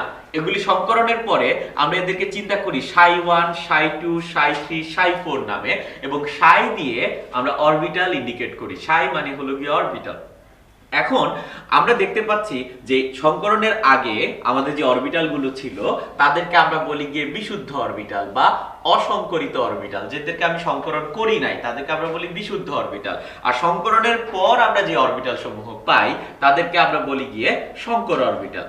বিশুদ্ধ অরবিটাল গুলোর ভেতর আমি যদি খেয়াল করি, বিশুদ্ধ অরবিটাল গুলোর ভেতর প্রতিটাতে যতগুলি করে ইলেকট্রন ছিল, এখন সংকর অরবিটালের প্রতিটাতেই আমার ঠিক ততগুলি করে ইলেকট্রন আছে, অর্থাৎ তাদের শক্তি সমান। এবং আমি আকার দেখেও বুঝতে পারতেছি যে তাদের আকার সেম। যেই অরবিটালগুলি আমি পাই সংকরণের পর, সংকর অরবিটাল সমূহের আকার সেম, তাদের ইলেকট্রন একই থাকে, অর্থাৎ তাদের ইলেকট্রনের ঘনত্ব একই থাকে। এবং আরেকটা জিনিস খেয়াল করার মতো যে আমি 4টা অরবিটাল নিয়ে কাজ করছিলাম, সেখান থেকে আমি নতুন 4টা অরবিটাল পাচ্ছি। এখন যদি আমরা ডেফিনেশনটায় যাই, আমরা ডেফিনেশনটা আরেকবার বুঝার ট্রাই করি। আমরা কোনো মৌলের পরমাণুকে সংকরণ করব, বাট পুরা মৌলের পরমাণুটাকে আমরা সংকরণ করি না। আমরা সংকরণ করি শুধুমাত্র সর্ববহিস্থ শক্তি স্তরকে। এরপর অরবিটাল সমূহ হতে সমান সংখ্যক এবং সমান শক্তির নতুন অরবিটাল পাওয়ার পদ্ধতি। এটার মানে কি, আমি যতগুলি অরবিটাল নিয়ে কাজ করব আমি নতুন ততগুলি অরবিটাল পাবো। আমি এখানে 4টা অরবিটাল নিয়ে কাজ করার ফলে নতুন 4টা অরবিটাল পেলাম, ψ1 ψ2 ψ3 ψ4। আমি যদি 2টা অরবিটাল নিয়ে কাজ করতাম আমি নতুন 2টা অরবিটাল পেতাম। আমি যদি 6টা অরবিটাল নিয়ে কাজ করতাম আমি নতুন 6টা অরবিটাল পেতাম। এটা গেল আমাদের সমান সংখ্যক কথাটার মাঝে যা। আর যদি আমরা বলি সমশক্তির মানে হলো আমি যে নতুন অরবিটালগুলি পাবো সেই নতুন অরবিটাল প্রতিটা আইডেন্টিক্যাল হবে, প্রতিটা দেখতে একই রকম হবে, প্রতিটা ইলেকট্রন ঘনত্ব সমান হবে। এবং এটাই হলো কি আমাদের অরবিটাল সংকরণের মূলনীতি। এখন আমরা বিভিন্ন রকম অরবিটাল সংকরণ নিয়ে আলোচনা করব। sp, sp2, sp3, sp3d2, sp3d, sp3d3, actually বিভিন্ন রকম অরবিটাল সংকরণ নিয়ে আমরা এখন আলোচনা করব। তা আমরা সংকরণের প্রাথমিক ধারণা নেওয়ার পর এখন আমরা sp3 সংকরণ সম্পর্কে দেখব এবং এর কিছু উদাহরণ খেয়াল করব। আমরা প্রথমে একটা কার্বন নিলাম। কার্বনকে এক্সাইটেড করলে আমরা সর্বশেষ শক্তি স্তরে দেখতে পাচ্ছি মোট 4টা অরবিটাল পাওয়া যাচ্ছে, 2s1, 2px1, 2py1, 2pz1, মোট 4টা অরবিটাল। আমি এই 4টা অরবিটালকেই সংকরণ করলাম, তখন আমি নতুন 4টা অরবিটাল পাচ্ছি, ψ1 ψ2 ψ3 ψ4। এবং প্রতিটা এরকম একটা বেলুনের মতো কাঠামো, প্রতিটা বেলুন দেখতে একই রকম আমরা ধরে নিলাম। এখন আমরা যদি দেখি যে এই 4টা বেলুন অ্যাকচুয়ালি কিভাবে অবস্থান করে, আমরা জানি এখানে চতুস্তলকীয় একটা কাঠামো তৈরি হয় sp3 সংকরণে। বাট কেন চতুস্তলকীয় হয় বা চতুস্তলকীয় বলতে কি বোঝায় সেটা কিন্তু আমরা খুব সহজেই ব্যাখ্যা করতে পারি। ফর এক্সাম্পল, আমরা যে 4টা অরবিটাল পেলাম, এই 4টা অরবিটাল আমার এই 4টা কলম আইডেন্টিক্যাল, দেখতে প্রায় একই রকম। 4টা কলম নিলাম আমরা, প্রতিটা কলম হলো কি আমার এক একটা করে সংকর অরবিটাল, এবং প্রতিটা সংকর অরবিটালে আমাদের একটা করে কি আছে, প্রতিটা সংকর অরবিটালে আমাদের একটা করে ইলেকট্রন আছে। এখন এই 4টা কলম দেখা যায় যেহেতু তাদের মাঝখানে ইলেকট্রন আছে, তারা একে অপরকে বিকর্ষণ করে। ইলেকট্রনকে বিকর্ষণ করে, আজীবন বিকর্ষণ করবে। বাট বিকর্ষণ করতে করতে তারা মোটামুটি এরকম একটা কাঠামোতে গিয়ে ফিক্স হয়। তো এরকম কাঠামোকে আমরা বলি গিয়ে চতুস্তলকীয় কাঠামো। কেন এটাকে চতুস্তলকীয় কাঠামো বলি, যদি আমরা এটাকে বোঝার জন্য র‍্যাপিং পেপার দিয়ে মোড়াই, আমরা দেখব যে আমরা এই বরাবর একটা তল পাবো, এইদিকে একটা তল পাবো, এদিকে একটা তল পাচ্ছি, এবং এই পিছনের দিকে আমরা একটা তল পাচ্ছি। মোট 4টা তল পাওয়া যায়। এজন্য এই কাঠামোটার নাম আমরা বলি চতুস্তলকীয় কাঠামো। কেন এই কাঠামোই হবে, অন্য কাঠামো হলে কি হবে? ফর এক্সাম্পল, আমরা বললাম আমাদের এই যে নীল রঙের যে অরবিটালটা আছে, সেই অরবিটালটা এদিকে চলে আসলো। যখন নীল রঙের অরবিটালটা আমার সবুজ অরবিটালটার কাছাকাছি চলে আসলো, যেহেতু 2টা অরবিটালে ইলেকট্রন আছে, তারা একে অপরকে বিকর্ষণ করবে। তো বিকর্ষণের ফলে আমার সবুজ অরবিটালটা আরো শিফট করবে। সবুজ অরবিটালটা যখন আমার এই লাল অরবিটালের কাছাকাছি চলে আসবে, আমার লাল অরবিটাল আরো শিফট করবে, এবং শিফট করে করে দেখা যাবে যে তারা আবার আমাদের একটা চতুস্তলকীয় কাঠামোতে গিয়ে ফিক্স হচ্ছে। এই অর্থাৎ এই চতুস্তলকীয় কাঠামোতে আমাদের যদি 4টা অরবিটাল থাকে, 4টা অরবিটাল সবচেয়ে বেশি দূরে দূরে থাকতে পারে, অর্থাৎ এই কাঠামোতে তাদের বিকর্ষণের মান সবচেয়ে কম হয়। অরবিটালগুলি থেকে কৌণিক ডিসটেন্স যদি আমি পরিমাপ করি, কৌণিক ডিসটেন্স সমান হয়, এবং প্রতিটা কলম থেকে প্রতিটা কলমের দূরত্ব সবচেয়ে বেশি, এর চেয়ে বেশি করা সম্ভব না যদি না তারা একসাথে থাকে। তো অর্থাৎ আমরা বুঝতে পারলাম চতুস্তলকীয় কাঠামো কি। এখন যদি আমরা বোর্ডে ছবিটা আঁকি চতুস্তলকীয় কাঠামোর, একটা কার্বন পরমাণু নিয়ে আমি কাজ করছি, তার চতুস্তলকীয় কাঠামোর ধরলাম এটা একটা অরবিটাল, এই 2 নম্বর অরবিটাল, 3 এবং এটা হলো গিয়ে তার 4 নম্বর অরবিটাল। 4টা অরবিটাল একদম আইডেন্টিক্যাল 4টা অরবিটাল এবং প্রতিটা অরবিটালেই আমাদের ইলেকট্রন আছে গিয়ে একটা করে। এখন এটা একটা কার্বন পরমাণু যার sp3 সংকরণ হয়েছে, এরকম একটা কার্বন পরমাণু। তার সাথে কিভাবে যৌগ তৈরি হবে, তার এই অক্ষ বরাবর যখন একটা হাইড্রোজেনের 1s1 অরবিটাল, এটা একটা হাইড্রোজেনের s অরবিটাল থাকে, তাই s অরবিটাল গোল। এদিকে এই অক্ষ বরাবর যখন একটা হাইড্রোজেন, এই অক্ষ বরাবর যখন একটা হাইড্রোজেন এবং এই অক্ষ বরাবর যখন একটা হাইড্রোজেন আসে, তখন আমরা যেটা পাই, কার্বন তার উপরে একটা হাইড্রোজেনের সাথে সিগমা বন্ড সামনাসামনি অধিক্রমণ হচ্ছে, সেখানে সিগমা বন্ড হচ্ছে। এইদিকেও সামনাসামনি সিগমা বন্ড হচ্ছে, একটা সিগমা বন্ড পাবো। সামনাসামনি অধিক্রমণের ফলে আমরা কার্বনের সাথে 4টা হাইড্রোজেনের সিগমা বন্ড দেখতে পাচ্ছি। অর্থাৎ আমাদের sp3 সংকরণের ফলে আমরা যে কাঠামো পাই সেটা হলো কি আমাদের একটা চতুস্তলকীয় কাঠামো। কারণ অ্যাকচুয়ালি sp3 সংকরণে সবসময় আমাদের চতুস্তলকীয় কাঠামো বিশিষ্ট যৌগ তৈরি হয়। এই জন্য আমরা বলি মিথেনের গঠন কিরকম, মিথেনের গঠন হলো গিয়ে চতুস্তলকীয়। আমাদের অনেকেরই ধারণা যে শুধুমাত্র মিথেনেই আমাদের sp3 সংকরণ হয়, বাট এরকম অনেক যৌগ আছে, অ্যামোনিয়া, পানি বা অনেক জৈব যৌগ, সব ধরনের অ্যালকেনে আমাদের sp3 সংকরণ হয়। আমরা যদি একটা উদাহরণ দেখতে চাই, আরেকটা ফর এক্সাম্পল আমাদেরকে বললো প্রোপেন, CH3 CH2 CH3, এই প্রোপেনে কি ধরনের সংকরণ হয়? sp3 সংকরণ হচ্ছে কিনা এটা বোঝার উপায় হলো কার্বনটা দেখা। কার্বনের 4টা হাতই যদি আমরা দেখি যে সিঙ্গেল বন্ডের, কোনো ডাবল বন্ড বা ট্রিপল বন্ড নাই, কোনো পাই বন্ধন নাই, যদি 4টা সিগমা বন্ড থাকে, তখন আমরা বুঝি যে আমাদের সেই কার্বনে sp3 সংকরণ হচ্ছে। শুধু কার্বনের জন্য না, যে কোনো মৌলের কেন্দ্রীয় মৌলের যদি 4টা সিগমা বন্ড থাকে, তখন আমরা বলি যে তার sp3 সংকরণ হচ্ছে। খেয়াল করি আমরা এখানে প্রতিটা কার্বন, 1 নম্বর যে কার্বনটা আমরা দেখতে পাচ্ছি, এই কার্বনটা তার একটা হাত দেখতে পাচ্ছি আর 3টা হাতে 3টা হাইড্রোজেন, তার sp3 সংকরণ হয়। আমরা যদি মাঝের কার্বনটা চিন্তা করি, তার 2টা হাত দেখা যাচ্ছে, তার 2টা হাতে হাইড্রোজেন থাকে সিঙ্গেল বন্ড দিয়ে যুক্ত, সুতরাং এরও আমাদের sp3 সংকরণ হয়। এবং এই সাইডের কার্বনেরও সেম ফিনোমেনা, তার একটা হাত দেখা যাচ্ছে, তার 3টা হাতে হাইড্রোজেন থাকে, অর্থাৎ এই 3টা কার্বনেরই আমাদের sp3 সংকরণ হয়। কিভাবে বুঝলাম? কারণ তার ভিতর কোনো পাই বন্ধন বা দ্বিবন্ধন বা ত্রিবন্ধন নাই, তার 4টা সিগমা বন্ধন আছে, দ্যাটস ওয়াই তার আমরা বুঝলাম যে sp3 সংকরণ হয়। এখন আমি 3টা sp3 সংকর কাঠামো আঁকবো। যেমন প্রথমটা আঁকলাম আমি, এটা হলো কি আমার একটা sp3 সংকর কাঠামো যেখানে 4টা অরবিটাল আছে। এরপরে আমি আরেকটা sp3 সংকর কাঠামো আঁকবো, এটা হলো আমার আরেকটা sp3 সংকর কাঠামো, আর আরেকটা sp3 সংকর কাঠামো আমাকে আঁকা লাগবে। তো ফর এক্সাম্পল আমি এই আঁকলাম আমার 3টা কার্বন যাদের sp3 সংকরায়ন হলো, 3টা কার্বন। এখন তারা কিভাবে যৌগ গঠন করে? এই 2টা অরবিটাল সামনাসামনি অধিক্রমণ করে কার্বন কার্বন একক বন্ধন, কার্বন কার্বন একক বন্ধন, অর্থাৎ আমরা এরকম কার্বনের চেইন পাই। 3টা কার্বন পরস্পরের সাথে সিগমা বন্ড তৈরি করে। এখানে আমাদের একটা হাইড্রোজেন আসে, এখানে একটা হাইড্রোজেন আসে, এখানে একটা হাইড্রোজেন আসে, অর্থাৎ এই কার্বনের সাথে আমাদের সিঙ্গেল বন্ড দিয়ে হাইড্রোজেন যুক্ত হয় গিয়ে 3টা। এই কার্বন 2টা, এই মাঝখানে যে কার্বন তার সাথে হাইড্রোজেন যুক্ত হয় 2টা, কারণ তার 2টা সংকর অরবিটাল আছে, দ্যাটস ওয়াই আমরা পাই CH2। আর লাস্টের যে কার্বনটা তার সাথে 3টা সংকর অরবিটাল, 3টা সংকর অরবিটালে আমাদের যখন 3টা হাইড্রোজেন যুক্ত হয়, সেখান থেকে আমরা পাই গিয়ে CH3। তো আমরা দেখতে পাচ্ছি আমাদের প্রোপেন যেটা, তার ভিতরে কোনো পাই বন্ধন নাই, সবগুলোই সিগমা বন্ড দিয়ে গঠিত এবং তার প্রতিটা কার্বনেই হচ্ছে গিয়ে আমাদের sp3 সংকরণ। আমরা একটা অজৈব যৌগের জন্য কিন্তু খুব সহজেই বুঝতে পারি যে আমাদের কিভাবে sp3 সংকরণ হচ্ছে না sp2 সংকরণ হচ্ছে কোনটা। ফর এক্সাম্পল আমাদেরকে বললো সালফিউরিক অ্যাসিড, সালফিউরিক অ্যাসিডে কি ধরনের সংকরণ হয়, এটা আমাকে প্রশ্ন করলো। তো সালফিউরিক অ্যাসিডের গাঠনিক সংকেতটা আমি দেখব। গাঠনিক সংকেতটা এরকম, sulphur double bond oxygen, double bond oxygen, bond OH, bond OH। তা আমি প্রশ্ন করলাম, এই যে সালফিউরিক অ্যাসিডের গঠনটা আমি দেখতে পাচ্ছি, এই গঠনে আমাদের সিগমা বন্ধন কয়টা? আমাদের সিগমা বন্ধন হলো সালফারের কেন্দ্রীয় মৌলের 1টা, 2টা, তিনটা, চারটা। কেন্দ্রীয় মৌলের সিগমা বন্ধন কয়টা এটা আমি কাউন্ট করব। আমাদের কেন্দ্রীয় মৌল সালফার, তার সিগমা বন্ধন চারটা, যেহেতু 4 তার মানে sp3, একটা s অরবিটাল আর তিনটা p অরবিটাল মিলে আমার যে সংকরণ হয় তাকে আমরা বলি sp3 সংকরণ।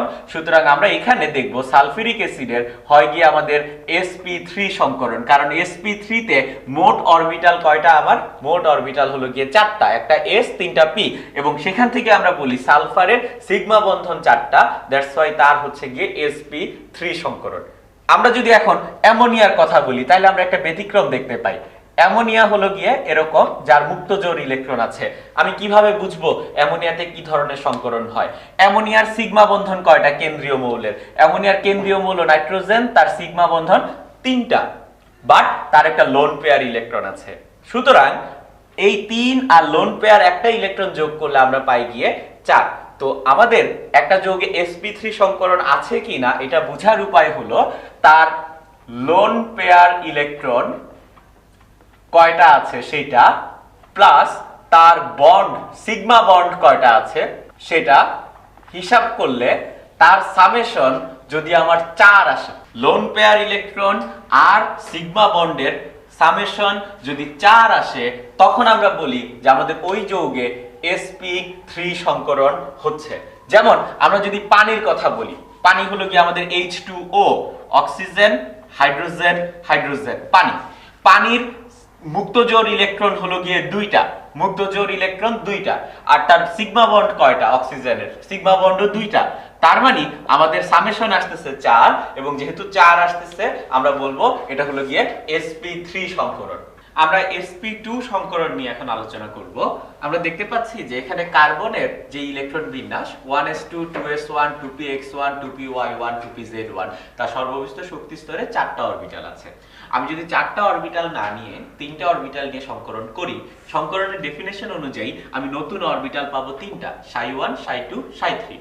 এবং সেই ψ1 ψ2 ψ3 যেহেতু প্রত্যেকেরই একটা করে ইলেকট্রন আছে, দেখা যায় তারা এরকম একটা ত্রিভুজাকার কাঠামো তৈরি করে যেখানে প্রতিটা অরবিটাল থেকে প্রতিটা অরবিটালের ডিসটেন্স হয় গিয়ে 120 ডিগ্রি, অনেকটা আমাদের সিলিং ফ্যানের মতো। আমাদের যেই ফ্যানগুলি উপরে থাকে যেগুলি ঘুরে, সেগুলি যদি আমরা খেয়াল করি সাধারণত 3টা পাখা থাকে ফ্যানের, এবং ওই 3টা পাখার মাঝখানে অ্যাঙ্গেল কিন্তু সমান থাকে, 120 ডিগ্রি অ্যাঙ্গেলে তারা রোটেট করে। তো আমরা দেখব যে আমাদের এই 3টা অরবিটালও ওরকম 120 ডিগ্রি অ্যাঙ্গেলে থাকবে, একটার সাথে আরেকটার অ্যাঙ্গেল হবে কি আমাদের 120 ডিগ্রি, এবং তারা এরকম একটা sp3 কাঠামো, ত্রিভুজাকার কাঠামো তৈরি করবে। কিন্তু এখানেই শেষ না, আমাদের sp2 সংকরণ হচ্ছে এখানে। কেন? কারণ একটা s অরবিটাল আর 2টা p অরবিটাল মিলে আমরা হাইব্রিডাইজ করতেছি, আমরা sp2 সংকরণ পাচ্ছি। গতবার আমাদের একটা s অরবিটাল আর 3টা p অরবিটাল মিলে হাইব্রিডাইজেশন হচ্ছিল। আমাদের এখানে মোট সংকর অরবিটাল কয়টা? সংকর অরবিটাল 3টা। আমাদের বিশুদ্ধ অরবিটাল বা অসংকরিত অরবিটাল কিন্তু একটা থেকে যাচ্ছে, সেটা হলো 2pz অরবিটাল। এবং আমরা যখন sp2 কাঠামো দেখাবো সেখানে অবশ্যই আমার এই কথাটা বলে দেওয়া লাগবে। যেমন এখানে আমরা একটা sp2 সংকর কাঠামো দেখতে পাচ্ছি, যার এই যে নীল 3টা অরবিটাল আমরা দেখছি, এই 3টা অরবিটাল হলো কি আমাদের 3টা সংকর অরবিটাল, আর লাল যে অরবিটালটা আমরা দেখতে পাচ্ছি সেটা হলো কি আমাদের একটা বিশুদ্ধ p orbital, pz orbital z অক্ষ বরাবর আমরা দেখতে পাচ্ছি। এখন কিভাবে যৌগ তৈরি হয় সেটা বোঝার জন্য আমরা এই কাজটা করতে পারি। কিভাবে sp2 সংকরণের মাধ্যমে সৃষ্ট যৌগ কার্বনের আমরা যৌগ দেখব। আমরা একটা sp2 কাঠামো আঁকার ট্রাই করলাম, এটা আমাদের একটা sp2 কাঠামো, এখানে আরেকটা sp2 কাঠামো আঁকলাম। আমরা 2টা sp2 কাঠামো কিন্তু এখনো কমপ্লিট হয়নি, কারণ এখনো আমরা আমাদের ওই যে বিশুদ্ধ যে অরবিটালটা যেটার সংকরণ আমরা করিনি, অসংকরিত যে অরবিটালটা, সেই অসংকরিত অরবিটাল দেখানোর পর আমরা বলতে পারি আমাদের এখানে একটা কার্বন আছে যার sp2 সংকরণ হচ্ছে, এখানে একটা কার্বন আছে যার sp2 সংকরণ হচ্ছে। তারা কিভাবে যৌগ গঠন করবে? তাদের 2টা অরবিটাল সামনাসামনি আছে, তারা অধিক্রমণের মাধ্যমে একটা কার্বন কার্বন একক বন্ধন তৈরি করবে। এখানে একটা হাইড্রোজেন যুক্ত হবে, এখানে একটা হাইড্রোজেন যুক্ত হবে, সেখান থেকে এই কার্বনের সাথে আমরা হাইড্রোজেন পাবো 2টা, যারা কিনা যেহেতু সামনাসামনি অধিক্রমণ হলো তারা সিগমা বন্ড দিয়ে যুক্ত। ঠিক একই ভাবে এই কার্বনের সাথে একটা হাইড্রোজেন, এই কার্বনের সাথে একটা হাইড্রোজেন, আমরা এখানে কার্বন হাইড্রোজেন বন্ড পাবো। আর আমাদের বিশুদ্ধ অরবিটাল যেটা, সেই অরবিটালটা কিন্তু দেখি পাশাপাশি সমান্তরাল ভাবে আছে। সেই পাশাপাশি সমান্তরাল ভাবে থাকা বিশুদ্ধ অরবিটাল তারা ওভারল্যাপিং করলে আমরা নতুন বন্ধন পাবো আরো একটা, এবং ওইটা হবে গিয়ে আমাদের পাই বন্ধন। তো আমরা একটা জিনিস দেখতে পাই, যদি আমরা দেখি কার্বন কার্বন দ্বিবন্ধন আছে, সেই দ্বিবন্ধনে অবশ্যই একটা পাই বন্ড আছে এবং একটা সিগমা বন্ড আছে। পাই বন্ড যদি থাকে একটা, সুতরাং আমরা বলি সেখানে হলো গিয়ে আমাদের sp2 হাইব্রিডাইজেশন হয়। অথবা বুঝার উপায় আমরা ওই লোন পেয়ার ইলেকট্রন আর সিগমা বন্ড দিয়েও ব্যাখ্যা করতে পারি। আমাদের যদি লোন পেয়ার ইলেকট্রন আর সিগমা বন্ডের সামেশন হয় গিয়ে 3, তখন আমরা বলি সেটা হলো গিয়ে sp2 হাইব্রিডাইজেশন। কারণ কি? কারণ sp2 মানে একটা s অরবিটাল আর দুইটা p অরবিটাল, মোট অরবিটাল হলো গিয়ে 3টা। মোট 3টা অরবিটাল যেহেতু আছে, যদি আমার সিগমা বন্ড আর লোন পেয়ার ইলেকট্রনের সামেশন আসে গিয়ে 3, তখন আমরা বলবো যে আমাদের ওই কেন্দ্রীয় মৌলে sp2 হাইব্রিডাইজেশন হয় এবং তার আকার হলো গিয়ে সমতলীয় ত্রিভুজাকার। জৈব যৌগের বেলায় যদি আমরা দেখি আমাদের কার্বনে 3টা সিগমা বন্ড আছে, যেমন এখানে কার্বনে 3টা সিগমা বন্ড আছে, অথবা যদি আমরা দেখি একটা পাই বন্ড আছে, তখন আমরা বুঝতে পারি যে আমাদের sp2 সংকরণ হচ্ছে। যেমন কার্বনিল মূলকের বেলায় আমরা দেখি কার্বনিল মূলকে আমাদের এখানে একটা ডাবল বন্ড দেখতে পাচ্ছি। আমরা ডাবল বন্ড দেখে আমরা বুঝতে পারবো এই কার্বনে হচ্ছে কি আমাদের sp2 সংকরণ। আমরা এখন sp সংকরণ সম্পর্কে দেখব। কার্বনের সর্ববৃহৎ শক্তি স্তরে আমাদের যে 4টা অরবিটাল আছে, 4টা অরবিটালের ভিতর যদি আমরা একটা s অরবিটাল আর একটা p অরবিটাল নিয়ে কাজ করি, তখন আমরা সংকর অরবিটাল পাবো 2টা, ψ1 এবং ψ2, এবং আমাদের বিশুদ্ধ অরবিটাল থেকে যাবে 2টা, অর্থাৎ এই অরবিটালগুলি সংকরিত হবে না। এবং সেখান থেকে 2টা অরবিটাল যখন আছে, 2টা অরবিটাল 180 ডিগ্রি কোণে পাশাপাশি থাকে, তো আমরা এরকম একটা ডায়াগ্রাম দেখতে পাবো একটা sp সংকর কার্বনের, যেটা আমরা দেখতে পাচ্ছি যে একটা ψ1 অরবিটাল একটা ψ2 অরবিটাল তারা পরস্পর 180 ডিগ্রি কোণে অর্থাৎ সরল রেখায় অবস্থান করছে, এবং আমরা একটা py অরবিটাল দেখতে পাচ্ছি যেটা y অক্ষ বরাবর, আর কাত হয়ে থাকা z অক্ষ বরাবর আমরা দেখতে পাচ্ছি pz অরবিটাল, যারা কিনা বিশুদ্ধ অরবিটাল। অর্থাৎ আমরা যখন sp সংকরণ করি তখন কার্বনের আমাদের সংকর অরবিটাল থাকে 2টা আর বিশুদ্ধ অরবিটাল থাকে 2টা। একটু চিন্তা করে দেখি sp3 এবং sp2 এর ক্ষেত্রে সংকর অরবিটাল এবং বিশুদ্ধ অরবিটালের সংখ্যা কয়টা থাকে? sp3 এর ক্ষেত্রে কোনো বিশুদ্ধ অরবিটাল থাকে না, 4টাই সংকর অরবিটাল। আর sp2 এর ক্ষেত্রে বিশুদ্ধ অরবিটাল হলো গিয়ে একটা, সংকর অরবিটাল হলো গিয়ে 3টা। এখন কিভাবে যৌগ তৈরি হবে আমাদের sp সংকরণের মাধ্যমে? আমরা পাশাপাশি 2টা sp সংকর কাঠামো আঁকলাম, এবং তারা যেটা হয় তারা সামনাসামনি সিগমা বন্ধনের মাধ্যমে যুক্ত হয়। আমরা পাই কার্বন কার্বন সিঙ্গেল বন্ড। তো কার্বন কার্বন সিঙ্গেল বন্ড হওয়ার পরে এখানে একটা হাইড্রোজেন আসে, এখানে কার্বনের সাথে একটা হাইড্রোজেন যুক্ত হয়, অর্থাৎ কার্বন হাইড্রোজেন, আমরা এরকম সিগমা বন্ধন পাই। সিগমা বন্ধন গঠন শেষ। এখন আমাদের যেই py অরবিটাল 2টা আছে, এটা একটা py অরবিটাল, এটা একটা py অরবিটাল, বিশুদ্ধ অরবিটাল, তারা যখন পাশাপাশি অতিক্রমণ করে সেখান থেকে আমরা নতুন বন্ধন পাই একটা। py অরবিটাল অতিক্রমণের ফলে আমরা পাই বন্ধন পাই একটা, এবং কাত হয়ে থাকা pz অরবিটালের অতিক্রমণের ফলে আমরা নতুন বন্ধন পাবো আরো একটা। অর্থাৎ এখানে আমাদের তৈরি হয় কার্বন কার্বন ট্রিপল বন্ড। আমি কিভাবে বুঝবো যে আমার কোনো একটা যৌগে sp সংকরণ হচ্ছে? সেটা বোঝার উপায় হলো জৈব যৌগের ক্ষেত্রে আমরা কার্বনের ট্রিপল বন্ড খুঁজবো। কোন কার্বনে যদি ট্রিপল বন্ড থাকে, সুতরাং সেখানে হলো গিয়ে আমাদের sp হাইব্রিডাইজেশন হচ্ছে। অথবা অজৈব যৌগের ক্ষেত্রে বা জৈব যৌগের ক্ষেত্রে আমরা এটা দেখতে পারি যে আমাদের কেন্দ্রীয় মৌলের যদি 2টা সিগমা বন্ড থাকে বা তাদের লোন পেয়ার ইলেকট্রন এবং সিগমা বন্ডের সামেশন যদি 2 হয়, তখন তাকে আমরা বলি sp সংকরণ। ফর এক্সাম্পল এই উদাহরণটাই দেখি, এই যে কার্বনটা তার সিগমা বন্ড 2টা এবং তার কোনো লোন পেয়ার ইলেকট্রন নাই, সুতরাং তার লোন পেয়ার ইলেকট্রন আর সিগমা বন্ডের সামেশন 2, সুতরাং সেটা হলো গিয়ে আমাদের sp সংকরণ। তো আমরা যদি বেরিলিয়াম ক্লোরাইডের জন্য চিন্তা করি, বেরিলিয়াম ক্লোরাইডের আমাদের বেরিলিয়ামের 2টা হাত থাকে, 2টা হাতে 2টা ক্লোরিন থাকে। তো আমরা দেখতে পাচ্ছি এখানে বেরিলিয়ামের আমাদের কেন্দ্রীয় মৌল বেরিলিয়াম, তার সিগমা বন্ধন হলো গিয়ে 2টা আর তার লোন পেয়ার ইলেকট্রন কিন্তু নাই। যেহেতু lone pair electron plus sigma বন্ডের সামেশন হলো গিয়ে 2, তা আমরা জাস্ট দেখে বলতে পারি যে বেরিলিয়ামে আমাদের বেরিলিয়াম ক্লোরাইডে হচ্ছে গিয়ে আমাদের sp হাইব্রিডাইজেশন। তো তো আমরা এখন একটু খেয়াল করব যে কিভাবে আমাদের যখন একটা যৌগের ভিতর, বিশেষ করে জৈব যৌগের এরকম সমস্যা আমরা ফেস করি যে একই যৌগের ভিতর যখন আমাদের single bond, double bond, triple bond থাকে, তখন কিভাবে আমরা ডায়াগ্রামটা আঁকবো সেই জিনিসটা আমরা একটু খেয়াল করব। তা আমরা এখন এরকম একটা যৌগ যার ভিতরে একক বন্ধন, দ্বিবন্ধন, ত্রিবন্ধন সব ধরনের বন্ধনই আছে, অর্থাৎ এখানে আমাদের sp, sp2, sp3 তিন ধরনের সংকরণই হচ্ছে। তা আমরা এটার ডায়াগ্রাম আঁকতে চাই। ডায়াগ্রাম আঁকতে চাই মানে হলো যে আমাদের এখানে যে নরমালি যখন আমরা মিথেনের গঠন দেখলাম বা ইথিনের গঠন দেখলাম বা এসিটিলিনের গঠন দেখলাম, এটার গঠন কিরকম হবে। তো এই জন্য সবার প্রথমে আমার যেটা করা লাগবে সেটা হলো গিয়ে কোন কার্বনে আমার কি ধরনের হাইব্রিডাইজেশন হচ্ছে সেটা আগে ডিফাইন করে দেওয়া লাগবে। আমরা এটা সহজেই বুঝতে পারি যে আমাদের এই কার্বনে চারটাই সিঙ্গেল বন্ড, তাই এই কার্বনে হচ্ছে গিয়ে আমাদের sp3 হাইব্রিডাইজেশন। 2 নম্বর যে কার্বনটা সেখানে আমরা ট্রিপল বন্ড দেখতে পাচ্ছি, ট্রিপল বন্ড দেখে আমরা বুঝলাম এটা হলো গিয়ে আমাদের sp হাইব্রিডাইজেশন। 3 নম্বর যে কার্বন সেখানে আমরা দেখতে পাচ্ছি ট্রিপল বন্ড, সুতরাং এটাও আমাদের sp হাইব্রিডাইজেশন। 4 নম্বর কার্বনে আমরা ডাবল বন্ড দেখতে পাচ্ছি, এটা হলো sp2 হাইব্রিডাইজেশন। 5 নম্বর কার্বনে ডাবল বন্ড আছে, এটাও আমাদের sp2 হাইব্রিডাইজেশন। তো আমরা হাইব্রিডাইজেশন বের করলে হাইব্রিডাইজেশনের আকার তো জানি, sp3 হলো চতুস্তলকীয়, sp যেটা সেটা হলো সরলরৈখিক, sp2 যেটা সেটা হলো ত্রিভুজের মতো। এখন আমরা সেই ছবিটা আঁকা ট্রাই করব। যেমন আমরা এখানে একটা sp3 হাইব্রিডাইজেশন দিয়ে শুরু করি, যে আমাদের একটা sp3 হাইব্রিডাইজড কাঠামো যেরকম হয় চতুস্তলকীয় কাঠামো, মোটামুটি এরকম একটা sp3 কাঠামো আমরা দেখলাম। এর সাথে সিগমা বন্ড তৈরি করবে একটা sp সংকর কাঠামো। sp সংকর কাঠামো হলো সরলরৈখিক, একটা দুইটা সংকর অরবিটাল পাশাপাশি অবস্থান করে। এর পাশে আরেকটা sp, একটা দুইটা। এরপরে 3 নম্বর যেটা সেটা sp, 4 নম্বরটা হলো একটা sp2 সংকর কাঠামো। এবং sp2 সংকর কাঠামো কিরকম আমরা জানি, sp2 সংকর কাঠামো হলো অনেকটা এরকম ত্রিভুজের মতো।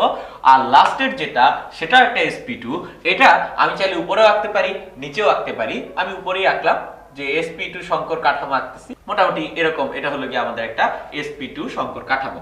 এখন আমরা শুধু সংকর অরবিটাল গুলি আঁকলাম, আমি এখন অসংকরিত যে অরবিটাল গুলি আছে সেগুলি আঁকতেছি। যেমন আমাদের এই যে sp সংকরণে আমাদের অসংকরিত অরবিটাল থাকে গিয়ে দুইটা, একটা py এবং আরেকটা হলো গিয়ে pz।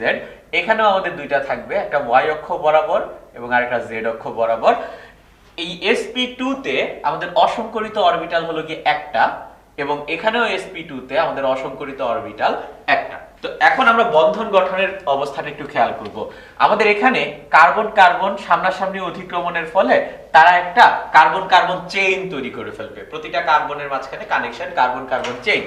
এরপর আমাদের যে সকল জায়গায় সংকর অরবিটাল আছে সেই সংকর অরবিটালগুলির সাথে এক একটা করে হাইড্রোজেন অ্যাড হবে। তো এখানে এই কার্বনটার সাথে আমাদের হাইড্রোজেন অ্যাড হচ্ছে 3টা, এই কার্বনের সাথে কোনো হাইড্রোজেন অ্যাড হচ্ছে না, এই কার্বনের সাথে আমার কোনো হাইড্রোজেন অ্যাড হচ্ছে না, এই কার্বনের সাথে আমাদের হাইড্রোজেন সিগমা বন্ড দিয়ে যুক্ত হবে একটা, এবং এই কার্বনের সাথে আমাদের হাইড্রোজেন সিগমা বন্ড দিয়ে যুক্ত হবে দুইটা। আমরা যদি মিলায় দেখি আমাদের হাইড্রোজেন সংখ্যা ম্যাচ করতেছে। কিন্তু আমাদের পাই বন্ডগুলি আমি কিভাবে পাবো? আমরা পাই বন্ডগুলি পাবো যে সকল অরবিটাল আমাদের পাশাপাশি সমান্তরাল ভাবে আছে সে সকল অরবিটাল থেকে। আমরা যদি খেয়াল করি আমাদের এখানে py অরবিটাল এবং py অরবিটাল তারা ওভারল্যাপিং করবে, তারা ওভারল্যাপিং করলে আমি একটা বন্ড পাবো। এবং pz অরবিটাল এবং pz অরবিটাল ওভারল্যাপিং করলে আমি আরেকটা বন্ড পাবো। এখানে ডাবল বন্ড এবং একটা সিগমা বন্ড, অর্থাৎ মোট ট্রিপল বন্ড পাচ্ছি, মোট 3টা বন্ড পাচ্ছি। আর এখানে আমার ডাবল বন্ড পাওয়া লাগবে, আমি সিঙ্গেল বন্ড পেয়ে গেছি। আর দ্বিবন্ধনটা আমি কিভাবে পাবো? দ্বিবন্ধন পাবো গিয়ে আমাদের এই দুইটা অরবিটাল পাশাপাশি সমান্তরাল ভাবে আছে সেখান থেকে। তা আমরা এখন sp3d হাইব্রিডাইজেশন সম্পর্কে দেখব, এবং এই হাইব্রিডাইজেশনের একটা খুবই সহজ উদাহরণ হলো ফসফরাস পেন্টাক্লোরাইড PCl5। তো PCl5 এর আমাদের কেন্দ্রীয় মৌল হলো গিয়ে ফসফরাস, এবং আমি যদি ফসফরাসের ইলেকট্রন বিন্যাস করি আমরা এরকম পাবো। তার সর্বভৌমিক শক্তি স্তরে আমরা পাবো 3s2 3p3 3d0। এখন আমরা যদি ফসফরাসকে এক্সাইটেড করি তখন ফসফরাসের 3s থেকে একটা ইলেকট্রন জাম্প করে 3d তে চলে আসবে, এবং তার আউটার মোস্ট শেল অনেকটা এরকম দেখাবে, যেখানে আমরা 5টা সিঙ্গেল ইলেকট্রন দেখতে পাচ্ছি, 5টা অযুগ্ম ইলেকট্রন দেখতে পাচ্ছি। এখন অর্থাৎ তার সর্বস্থ শক্তি স্তরের যে 5টা অরবিটাল আছে, এই 5টা অরবিটাল নিয়ে যদি আমি হাইব্রিডাইজেশন করি আমি নতুন অরবিটাল পাবো 5টা, ψ1 ψ2 ψ3 ψ4 এবং ψ5। এবং এই 5টা অরবিটাল কিভাবে অবস্থান করবে এটা আমরা একটু খেয়াল করি। আমাদের যদি 3টা অরবিটাল থাকতো তিনটা অরবিটাল আমি যেভাবে রাখতে পারি সেটা হলো গিয়ে অনেকটা sp2 সংকরণে আমরা যেভাবে রাখি সেটা হলো গিয়ে আমাদের একটা সমকোণীয় ত্রিভুজাকার কাঠামো। এখানে একটা ত্রিভুজের ভিতর এই 2 নম্বর এবং এই হলো গিয়ে 3 নম্বর একটা ত্রিভুজের ভিতর আমরা এরকম সমকোণীয় ত্রিভুজাকার কাঠামো গঠন করি। এটা হলো গিয়ে আমাদের একটা sp2 সংকরণ। কিন্তু এখানে কয়টা অরবিটাল? 3টা অরবিটাল। আমার এখানে অরবিটাল হলো গিয়ে 5টা। তো আমি কিভাবে করব? আমি এই ত্রিভুজের কাঠামোর মতো একটা sp2 কাঠামো তো আঁকবো। sp2 কাঠামোটা হলো গিয়ে সমতলীয়, মানে এই 3টা বেলুন একই তলে আছে।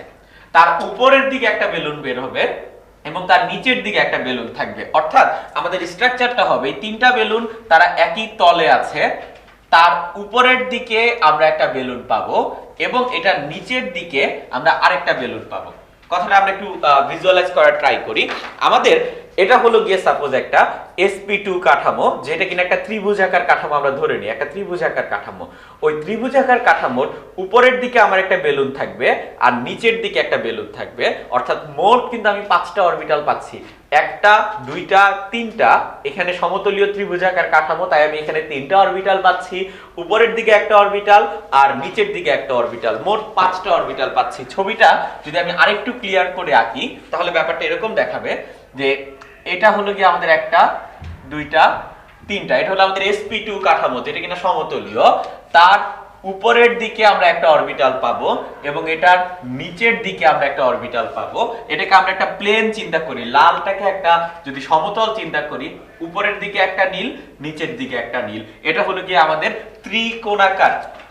ত্রিকোণাকার বাইপিরামিডাল কাঠামো। কারণ কি? কারণ আমি এখানে একটা ত্রিভুজ আঁকতে পারি এবং এই ত্রিভুজের উপরের দিকে আমরা একটা পিরামিড পাবো, নিচের দিকে আমরা একটা পিরামিড পাবো। ত্রিকোণাকার দ্বিপিরামিড কাঠামো হয় কি আমাদের sp3d হাইব্রিডাইজেশনের কাঠামো।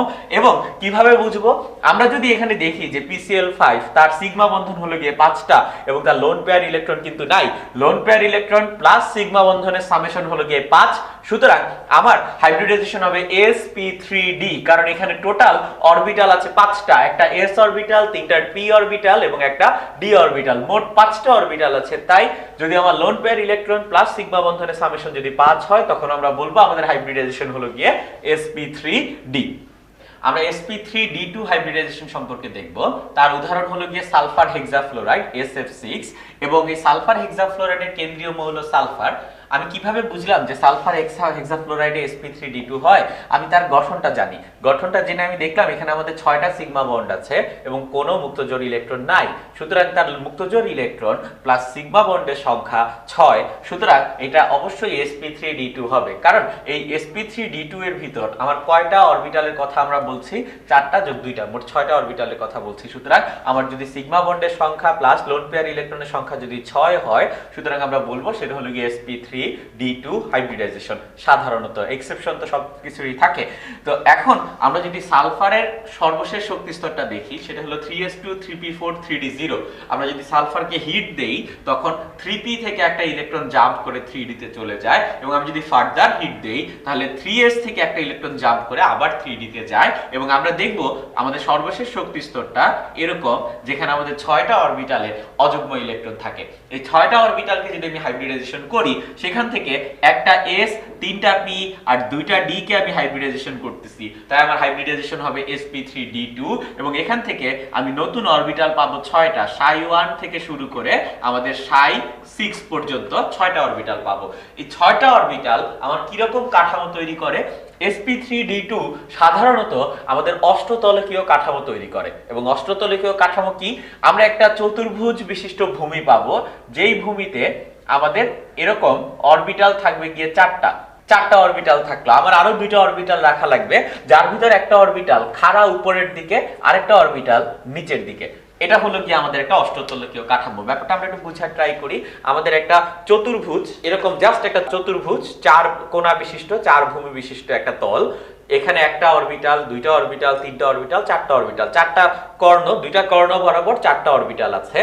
আরেকটা অরবিটাল সোজা উপরের দিকে আছে এবং আরেকটা অরবিটাল সোজা নিচের দিকে আছে। তো আমরা বলতে পারি যে আমাদের প্রতিটা অরবিটালের মাঝখানে অ্যাঙ্গেল কিরকম, ওই লম্বাগুলির সাথে আমার এই তল বরাবর যে অরবিটালগুলি তাদের অ্যাঙ্গেল হলো 90 ডিগ্রি এবং তল বরাবর দুইটা অরবিটালের মাঝে আমার অ্যাঙ্গেল হলো গিয়ে 90 ডিগ্রি। তো এটা হলো গিয়ে আমাদের অষ্টতলকীয় কাঠামো। sp3d2 হাইব্রিডাইজেশনের কাঠামো হয় গিয়ে আমাদের অষ্টতলকীয় কাঠামো। আমরা sp3d3 হাইব্রিডাইজেশন সম্পর্কে দেখব। সাধারণত দেখা যায় যে IF7 এর ভিতরে আমাদের sp3d3 হাইব্রিডাইজেশন হয়। তো আমরা যদি দেখি যে আয়োডিন তার ইলেকট্রন বিন্যাস হলো গিয়ে 5s2 5p5 5d0। তো এইখানে আমরা ইলেকট্রন বিন্যাসটা দেখতে পাচ্ছি আয়োডিনের সর্ববহিস্থ শক্তি স্তরে। আয়োডিনকে যদি আমরা এক্সাইটেড করি কন্টিনিউয়াসলি কয়েকবার, তখন আমরা দেখব যে আয়োডিনের সর্ববহিস্থ শক্তি স্তরে আমাদের ইলেকট্রন সবগুলি যখন সিঙ্গেল হয় তখন আমাদের 7টা অরবিটালে অযুগ্ম ইলেকট্রন থাকে।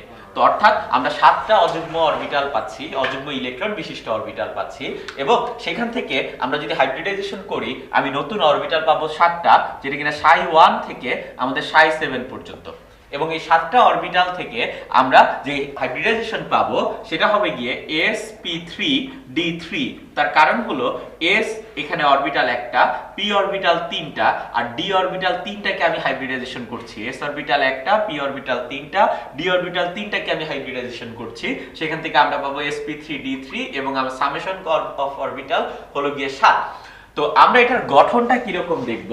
এটার গঠন আমরা দেখি যে একটা পঞ্চভুজ, যেটা কিনা ত্রিকোণাকার কাঠামো, একটা পঞ্চভুজ, তার পঞ্চভুজ বরাবর আমরা এরকম 5টা অরবিটাল পাবো এবং তার সোজা উপরের দিকে খাড়া 90 ডিগ্রি অ্যাঙ্গেলে আমরা একটা অরবিটাল দেখতে পাবো এবং তার সোজা নিচের দিকে আমরা আরেকটা অরবিটাল দেখতে পাবো। অর্থাৎ আমরা একটা ভূমি চিন্তা করি, পঞ্চভুজ 5টা কোণা বিশিষ্ট একটা ভূমি। সে 5টা কোণা বরাবর যদি 5টা অরবিটাল থাকে, তার উপরের দিকে একটা অরবিটাল আর নিচের দিকে একটা অরবিটাল, মোট 7টা অরবিটাল আমরা দেখতে পাবো। এবং এই 7টা অরবিটাল থেকে আমরা বুঝি যে sp3d3 তার সাধারণ গঠন হলো গিয়ে সমতলীয় পঞ্চভুজ। sp3d3 হাইব্রিডাইজেশনের সাধারণ গঠন হলো গিয়ে পঞ্চকোণীয় বাই পিরামিডাল কাঠামো, অর্থাৎ উপরের দিকে একটা পিরামিড, নিচের দিকে একটা পিরামিড আর ভূমিটা হলো গিয়ে পঞ্চভুজীয়। আমরা হাইব্রিডাইজেশন সম্পর্কে যে যতটুকু আলোচনা করলাম তার সামারিটা আমরা এখানে দিলাম যে আমাদের কোন ধরনের হাইব্রিডাইজেশনে কি রকম আকার হয় এবং কিভাবে আমি বুঝতে পারবো যে আমার ওই ধরনের হাইব্রিডাইজেশন হবে। সেটা বোঝার উপায় হলো গিয়ে আমাদের মুক্তজোড় ইলেকট্রন প্লাস কেন্দ্রীয় মৌলের সিগমা বন্ধনের সংখ্যা থেকে আমরা বুঝতে পারবো যে আমাদের কি ধরনের হাইব্রিডাইজেশন হয়। তো আমরা এই চার্টটা একটু মাথায় রাখতে পারি। আমরা এখন জটিল যৌগের সংকরণ সম্পর্কে জানবো, যে আমি কিভাবে একটা জটিল যৌগে কি ধরনের সংকরণ হয় সেটা বলতে পারি। তো একটা সাধারণ প্রসিডিউর আমরা দেখব, যে খুবই সহজ জিনিসটা। আমাদের একটা জটিল যৌগ দেওয়া আছে, ফর এক্সাম্পল যে পটাশিয়াম হেক্সাসায়ানোফেরেট 2 একটা জটিল যৌগ আমাকে দেওয়া আছে। তো এই জটিল যৌগের ভিতর আমাদের কেন্দ্রীয় মৌল আয়রনের কি ধরনের সংকরণ হয় সেটা আমি বের করতে চাই। তো প্রথমে আমরা আয়রনের ইলেকট্রন বিন্যাস করলাম, আয়রন 26 4s2 3d6 এবং আয়রনের এখানে আয়ন হলো +2, সুতরাং ফেরাস আয়ন তার ইলেকট্রন বিন্যাস হলো গিয়ে 3d6। তো আমাদের d অরবিটালে মোট ইলেকট্রন আছে 6টা, একটা 4s অরবিটাল খালি, একটা 4p অরবিটাল খালি, এর বাইরে আরো অনেক কিছু খালি অরবিটাল আছে, সেগুলি আমরা লিখলাম না। এখন আমরা এর গঠন সম্পর্কে কি জানি? এর গঠন সম্পর্কে আমরা জানি আমাদের কেন্দ্রীয় মৌল আয়রন, তার সাথে লিগ্যান্ড যে 6টা সায়ানাইড তারা মুক্তজোড় ইলেকট্রন দিয়ে সন্নিবেশ বন্ধন তৈরি করে। যেহেতু লিগ্যান্ড 6টা, তার মানে 6টা সন্নিবেশ বন্ধন তৈরি হয় এবং 6টা মুক্তজোড় ইলেকট্রন আমরা পাই। তো ওই 6টা মুক্তজোড় ইলেকট্রন কোথায় থাকবে সেটা আমরা আইডেন্টিফাই করব। এবং আরেকটা জিনিস, আমাদের লিগ্যান্ড যখন যুক্ত হয়, লিগ্যান্ডগুলো আমাদের এই ইলেকট্রনগুলিকে কম্প্রেস করে, ইলেকট্রনগুলিকে চাপ দেয়। তা আমাদের ডি অরবিটালে ইলেকট্রন আছে 6টা, আমার লিগ্যান্ড যখন যুক্ত হয় সেই ডি অরবিটালের 6টা ইলেকট্রনকে চাপ দিয়ে দেখা যায় যে 6টা ইলেকট্রনকে সেই রকম 3টা ঘরে নিয়ে আসলো। এটা কেন হলো?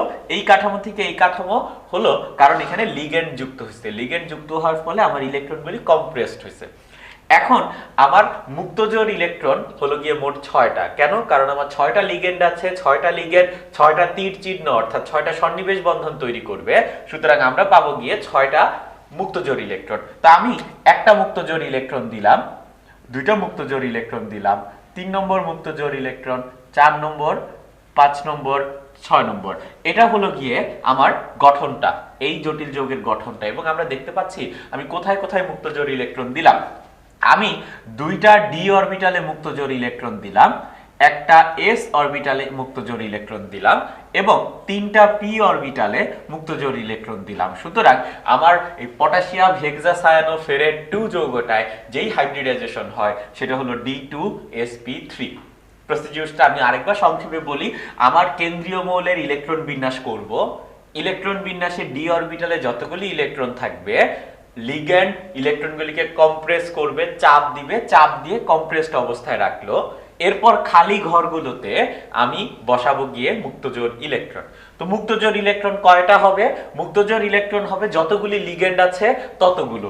আমি এখানে একটা মুক্তজোড় ইলেকট্রন বসালাম, এখানে একটা মুক্তজোড় ইলেকট্রন বসালাম, এখানে একটা, তিনটা, চারটা, পাঁচটা, ছয়টা মুক্তজোড় ইলেকট্রন বসালাম এবং আমি কাউন্ট করব আমি কোন কোন অরবিটালে মুক্তজোড় ইলেকট্রন বসালাম। আমি দুইটা ডি অরবিটাল, একটা এস অরবিটাল আর তিনটা পি অরবিটালে মুক্তজোড় ইলেকট্রন বসালাম। সুতরাং আমার হাইব্রিডাইজেশন হলো D2sp3। ঠিক একইভাবে আমরা যদি এখানে আরেকটা উদাহরণ দেখি, হেক্সা অ্যাকোয়া কোবাল্ট ক্লোরাইড। তো এই হেক্সা অ্যাকোয়া কোবাল্ট ক্লোরাইড যে জটিল যৌগটা, তাতে কোবাল্টের আমরা বের করতে চাই কোবাল্টে কি ধরনের হাইব্রিডাইজেশন হয়। আমি প্রথমে কোবাল্টের ইলেকট্রন বিন্যাস করলাম 4s2 3d7 এবং এখানে কোবাল্টের যে চার্জ কোবাল্ট +3, সেই কোবাল্ট +3 ইলেকট্রন বিন্যাস করে আমি দেখলাম আসি গিয়ে 3d6।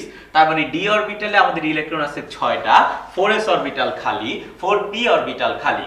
আমার লিগ্যান্ড যুক্ত হওয়ার সময় সেই 6টা ইলেকট্রনকে কম্প্রেস করবে। 6টা ইলেকট্রনকে কম্প্রেস করলে আমরা 6টা ইলেকট্রনকে এরকম 3টা ঘরে দেখতে পাবো এবং আমাদের অনেকগুলি ঘর খালি থাকবে। এই ক্ষেত্রে আমাদের লিগ্যান্ড 6টা। তো আমরা যেটা দেখবো যে আমাদের মুক্তজোড় ইলেকট্রন বসাবো, মুক্তজোড় ইলেকট্রন বসালে আমরা এখান থেকে পাচ্ছি আমার হাইব্রিডাইজেশন হলো এখানেও D2sp3, কারণ আমি দুইটা ডি অরবিটাল, একটা এস অরবিটাল আর তিনটা পি অরবিটালে আমার লিগ্যান্ড গুলো বসালাম। আমরা এখন একটু অন্যরকম ভাবে চিন্তা করব। আমাদের মনে হচ্ছে যে সব সময় তো জোড় সংখ্যক ইলেকট্রন থাকা লাগবে। যদি বিজোড় সংখ্যক ইলেকট্রন থাকে তখন অ্যাকচুয়ালি কি হবে, অর্থাৎ এখানে যদি 6টা ইলেকট্রন না থেকে আমাদের যদি 5টা থাকতো তখন আমরা কি করতাম সেটা বোঝার জন্য আমরা যেটা করতেছি যে K3FeCN6 পটাশিয়াম হেক্সাসায়ানোফেরেট 3, আগেটা ছিল পটাশিয়াম হেক্সাসায়ানোফেরেট 2, তার ভিতর কি ধরনের হাইব্রিডাইজেশন হয় সেটা বের করবে। এখানে আয়রনের চার্জ সংখ্যা হলো Fe3+। আমি সবার আগেই Fe3+ এর ইলেকট্রন বিন্যাস বের করি, সেটা আসবে গিয়ে 3d5। অর্থাৎ আমাদের ডি অরবিটালে ইলেকট্রন আছে গিয়ে 5টা এবং আমরা জানি লিগ্যান্ড কি করে, লিগ্যান্ড এই 5টা ইলেকট্রনকে কম্প্রেস করবে। 5টা ইলেকট্রনকে কম্প্রেস করলে আমি কিভাবে লিখতে পারি 5টা ইলেকট্রনকে? সর্বনিম্ন 3টা ঘর দখল করবে যখন আমার 5টা ইলেকট্রন কম্প্রেসড অবস্থায় থাকবে। এবং আমাদের লিগ্যান্ড আছে গিয়ে 6টা, যেহেতু লিগ্যান্ড 6টা, মুক্তজোড় ইলেকট্রন 6টা, যেহেতু মুক্তজোড় ইলেকট্রন 6টা, আমি সিরিয়ালি বসাতে থাকি 1 2 3 4 5 6। অর্থাৎ আমি দেখব আমার হাইব্রিডাইজেশনটা হলো D2sp3 এবং এই D2sp3 এবং এই D2sp3 এর মাঝখানে কিন্তু পার্থক্য আছে। দুই প্রকার যৌগের একই সংকরণ হলেও তাদের ম্যাগনেটিক ধর্মে পার্থক্য দেখা যায়। কেন? কারণ এখানে আমাদের যেই ইলেকট্রনগুলি আছে, নরমাল ইলেকট্রনগুলো, তারা কিন্তু সব জোড়ায় জোড়ায় আছে, বাট এখানে কিন্তু আমাদের একটা অযুগ্ম ইলেকট্রন দেখতে পাচ্ছি। যেই যৌগে আমরা অযুগ্ম ইলেকট্রন দেখতে পাই সেটা হলো গিয়ে আমাদের প্যারাম্যাগনেটিক। যে সকল যৌগে আমরা অযুগ্ম ইলেকট্রন দেখতে পাবো তারা হলো গিয়ে আমাদের প্যারাম্যাগনেটিক যৌগ, আর যে সকল যৌগে আমরা সব যুগ্ম ইলেকট্রন দেখব, কোনো অযুগ্ম ইলেকট্রন থাকবে না, তাদেরকে আমরা বলি গিয়ে ডায়াম্যাগনেটিক যৌগ। অর্থাৎ যদি আমার অযুগ্ম ইলেকট্রন একটা থাকে তখন আমি প্যারাম্যাগনেটিক, যদি অযুগ্ম ইলেকট্রন দুইটা থাকে আমি একটু বেশি প্যারাম্যাগনেটিক, যদি আমার অযুগ্ম ইলেকট্রন তিনটা থাকে আমি আরো বেশি প্যারাম্যাগনেটিক, বাট যদি আমার কোনো অযুগ্ম ইলেকট্রন না থাকে তখন আমি হলাম গিয়ে ডায়াম্যাগনেটিক পদার্থ। তো আমাদের জটিল যৌগগুলো সাধারণত দুই রকম হয়, প্যারাম্যাগনেটিক এবং ডায়াম্যাগনেটিক। আমি আইডেন্টিফাই করব কিভাবে? আমি আইডেন্টিফাই করব তাদের ইলেকট্রন বিন্যাস দেখে। যদি আমার অযুগ্ম ইলেকট্রন থাকে তাহলে আমি বলবো প্যারাম্যাগনেটিক, আর যদি অযুগ্ম ইলেকট্রন না থাকে, সব ইলেকট্রন যদি জোড়ায় জোড়ায় থাকে, তখন আমরা বলবো সেটা হলো গিয়ে ডায়াম্যাগনেটিক পদার্থ। এটা যে প্রসিডিউর আমরা দেখলাম সেটা হলো কি আমাদের জটিল যৌগের হাইব্রিডাইজেশন বের করার একটা সাধারণ পদ্ধতি। কিন্তু আমরা এখন সবচেয়ে কমন যেই জটিল যৌগটা টেট্রাঅ্যামিন কপার সালফেট, তার যদি সংকরণ করি তখন দেখা যায় একটু সমস্যা হয়। আমরা সেই সমস্যাটা নিয়ে একটু আলোচনা করব। আমাদের যে টেট্রাঅ্যামিন কপার সালফেট জটিল যৌগটা আছে, আমরা যদি তার আকারটা খেয়াল করি, তার আকারটা হলো সমতুল্য বর্গাকার। তো এখন আমরা যে নিয়মটা শিখলাম সেই নিয়ম অনুযায়ী আমরা হাইব্রিডাইজেশন করে দেখব, এবং আমরা খেয়াল করব যে আমাদের হাইব্রিডাইজেশনটা আসবে sp3 হাইব্রিডাইজেশন। আমরা এইমাত্রই পড়ে আসলাম, যখন আমাদের sp3 হাইব্রিডাইজেশন হয় তখন কিন্তু আমাদের চতুস্তলকীয় কাঠামো দেখা যায়, সমতুল্য বর্গাকার কাঠামো কিন্তু দেখা যায় না। কেন সমতুল্য বর্গাকার হয় বা কেন চতুস্তলকীয় হয় সেটা নিয়ে আমরা আলোচনা করছি। আগে আমরা দেখি কিভাবে এটা sp3 হাইব্রিডাইজেশন হচ্ছে। তো আমাদের কপারের সাধারণ ইলেকট্রন বিন্যাস এখানে হলো copper 2+, copper cupric ion. Cupric ion হলো গিয়ে 3d9 স্ট্রাকচার, অর্থাৎ ডি অরবিটালে 9টা ইলেকট্রন আছে। আমাদের যখন লিগ্যান্ড যুক্ত হয় আমরা জানি লিগ্যান্ড কম্প্রেস করে, লিগ্যান্ড চাপ দেয়। তো চাপ দিলে আমাদের 9টা ইলেকট্রন কিন্তু এর বেশি সংকোচন করা যায় না। এখন আমাদের লিগ্যান্ড আছে কয়টা? লিগ্যান্ড আছে 4টা। এই 4টা লিগ্যান্ড 4টা মুক্তজোড় ইলেকট্রন আনবে। একটা মুক্তজোড় ইলেকট্রন দিলাম, 2টা দিলাম, 3টা দিলাম, 4টা দিলাম। তাহলে খেয়াল করে দেখি যে আমার এই ক্ষেত্রে যে হাইব্রিডাইজেশনটা হচ্ছে সেটা হচ্ছে গিয়ে sp3 হাইব্রিডাইজেশন। বাট sp3 হাইব্রিডাইজেশনের আকার কি রকম? sp3 হাইব্রিডাইজেশনের আকার হলো গিয়ে চতুস্তলকীয়। তো এটা আমাদের সমতুল্য বর্গাকার, বাস্তবে হয় গিয়ে সমতুল্য বর্গাকার এই যৌগটা। বাট আমি থিওরিটিক্যালি প্রমাণ করে দেখালাম এটা চতুস্তলকীয়। নিশ্চয়ই কোথায় ভুল আছে? হ্যাঁ, এটা ব্যতিক্রম।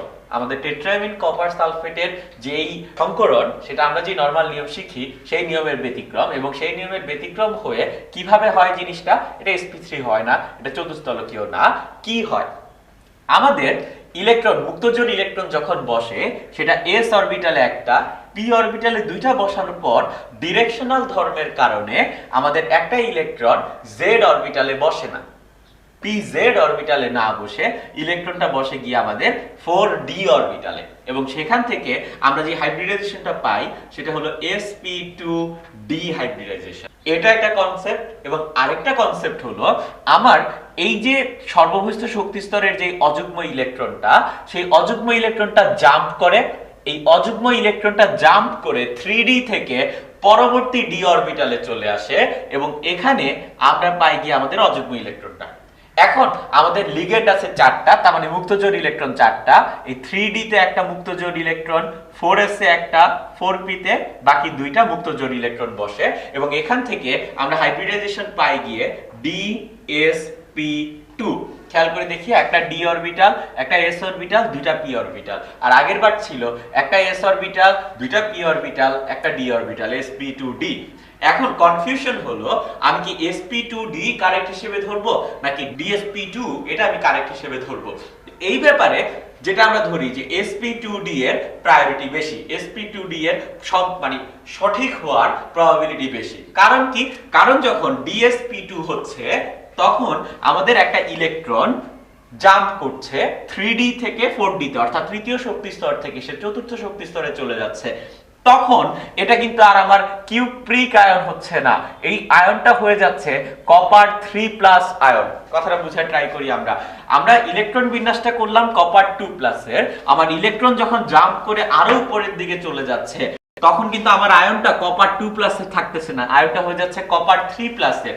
এই জন্য আমরা dsp2 সাধারণত নেই না, এবং আমাদের নরমাল কনসেপ্ট হলো টেট্রাঅ্যামিন কপার সালফেটে যে হাইব্রিডাইজেশন হয় সেটা হলো sp2d হাইব্রিডাইজেশন। আমরা ভেসপার থিওরি সম্পর্কে জানবো। ভেসপার VSEPR। তো এই থিওরিটার ফুল মিনিং হলো যে valence shell electron pair repulsion.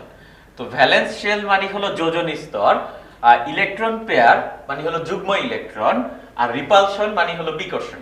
তা আমাদের এই যুগ্ম ইলেকট্রন জিনিসটা আবার দুই প্রকার। একটা হলো গিয়ে আমাদের বন্ড পেয়ার ইলেকট্রন বা বন্ধন জোড় ইলেকট্রন, আরেকটা হলো গিয়ে আমাদের লোন পেয়ার ইলেকট্রন বা মুক্ত জোড় ইলেকট্রন। এই দুই প্রকার যুগ্ম ইলেকট্রন তারা কিন্তু বিকর্ষণ করে, ইলেকট্রনকে আজীবন বিকর্ষণ করে। দেখা যায় একটা মুক্ত জোড় ইলেকট্রন আরেকটা মুক্ত জোড় ইলেকট্রনকে বিকর্ষণ করে, একটা বন্ধন জোড় ইলেকট্রন আরেকটা বন্ধন জোড় ইলেকট্রনকে বিকর্ষণ করে, এবং একটা মুক্ত জোড় ইলেকট্রন একটা বন্ধন জোড় ইলেকট্রনকেও আবার বিকর্ষণ করে। কারণ ইলেকট্রন নেগেটিভ চার্জ সবসময় নেগেটিভ চার্জকে বিকর্ষণ করবে।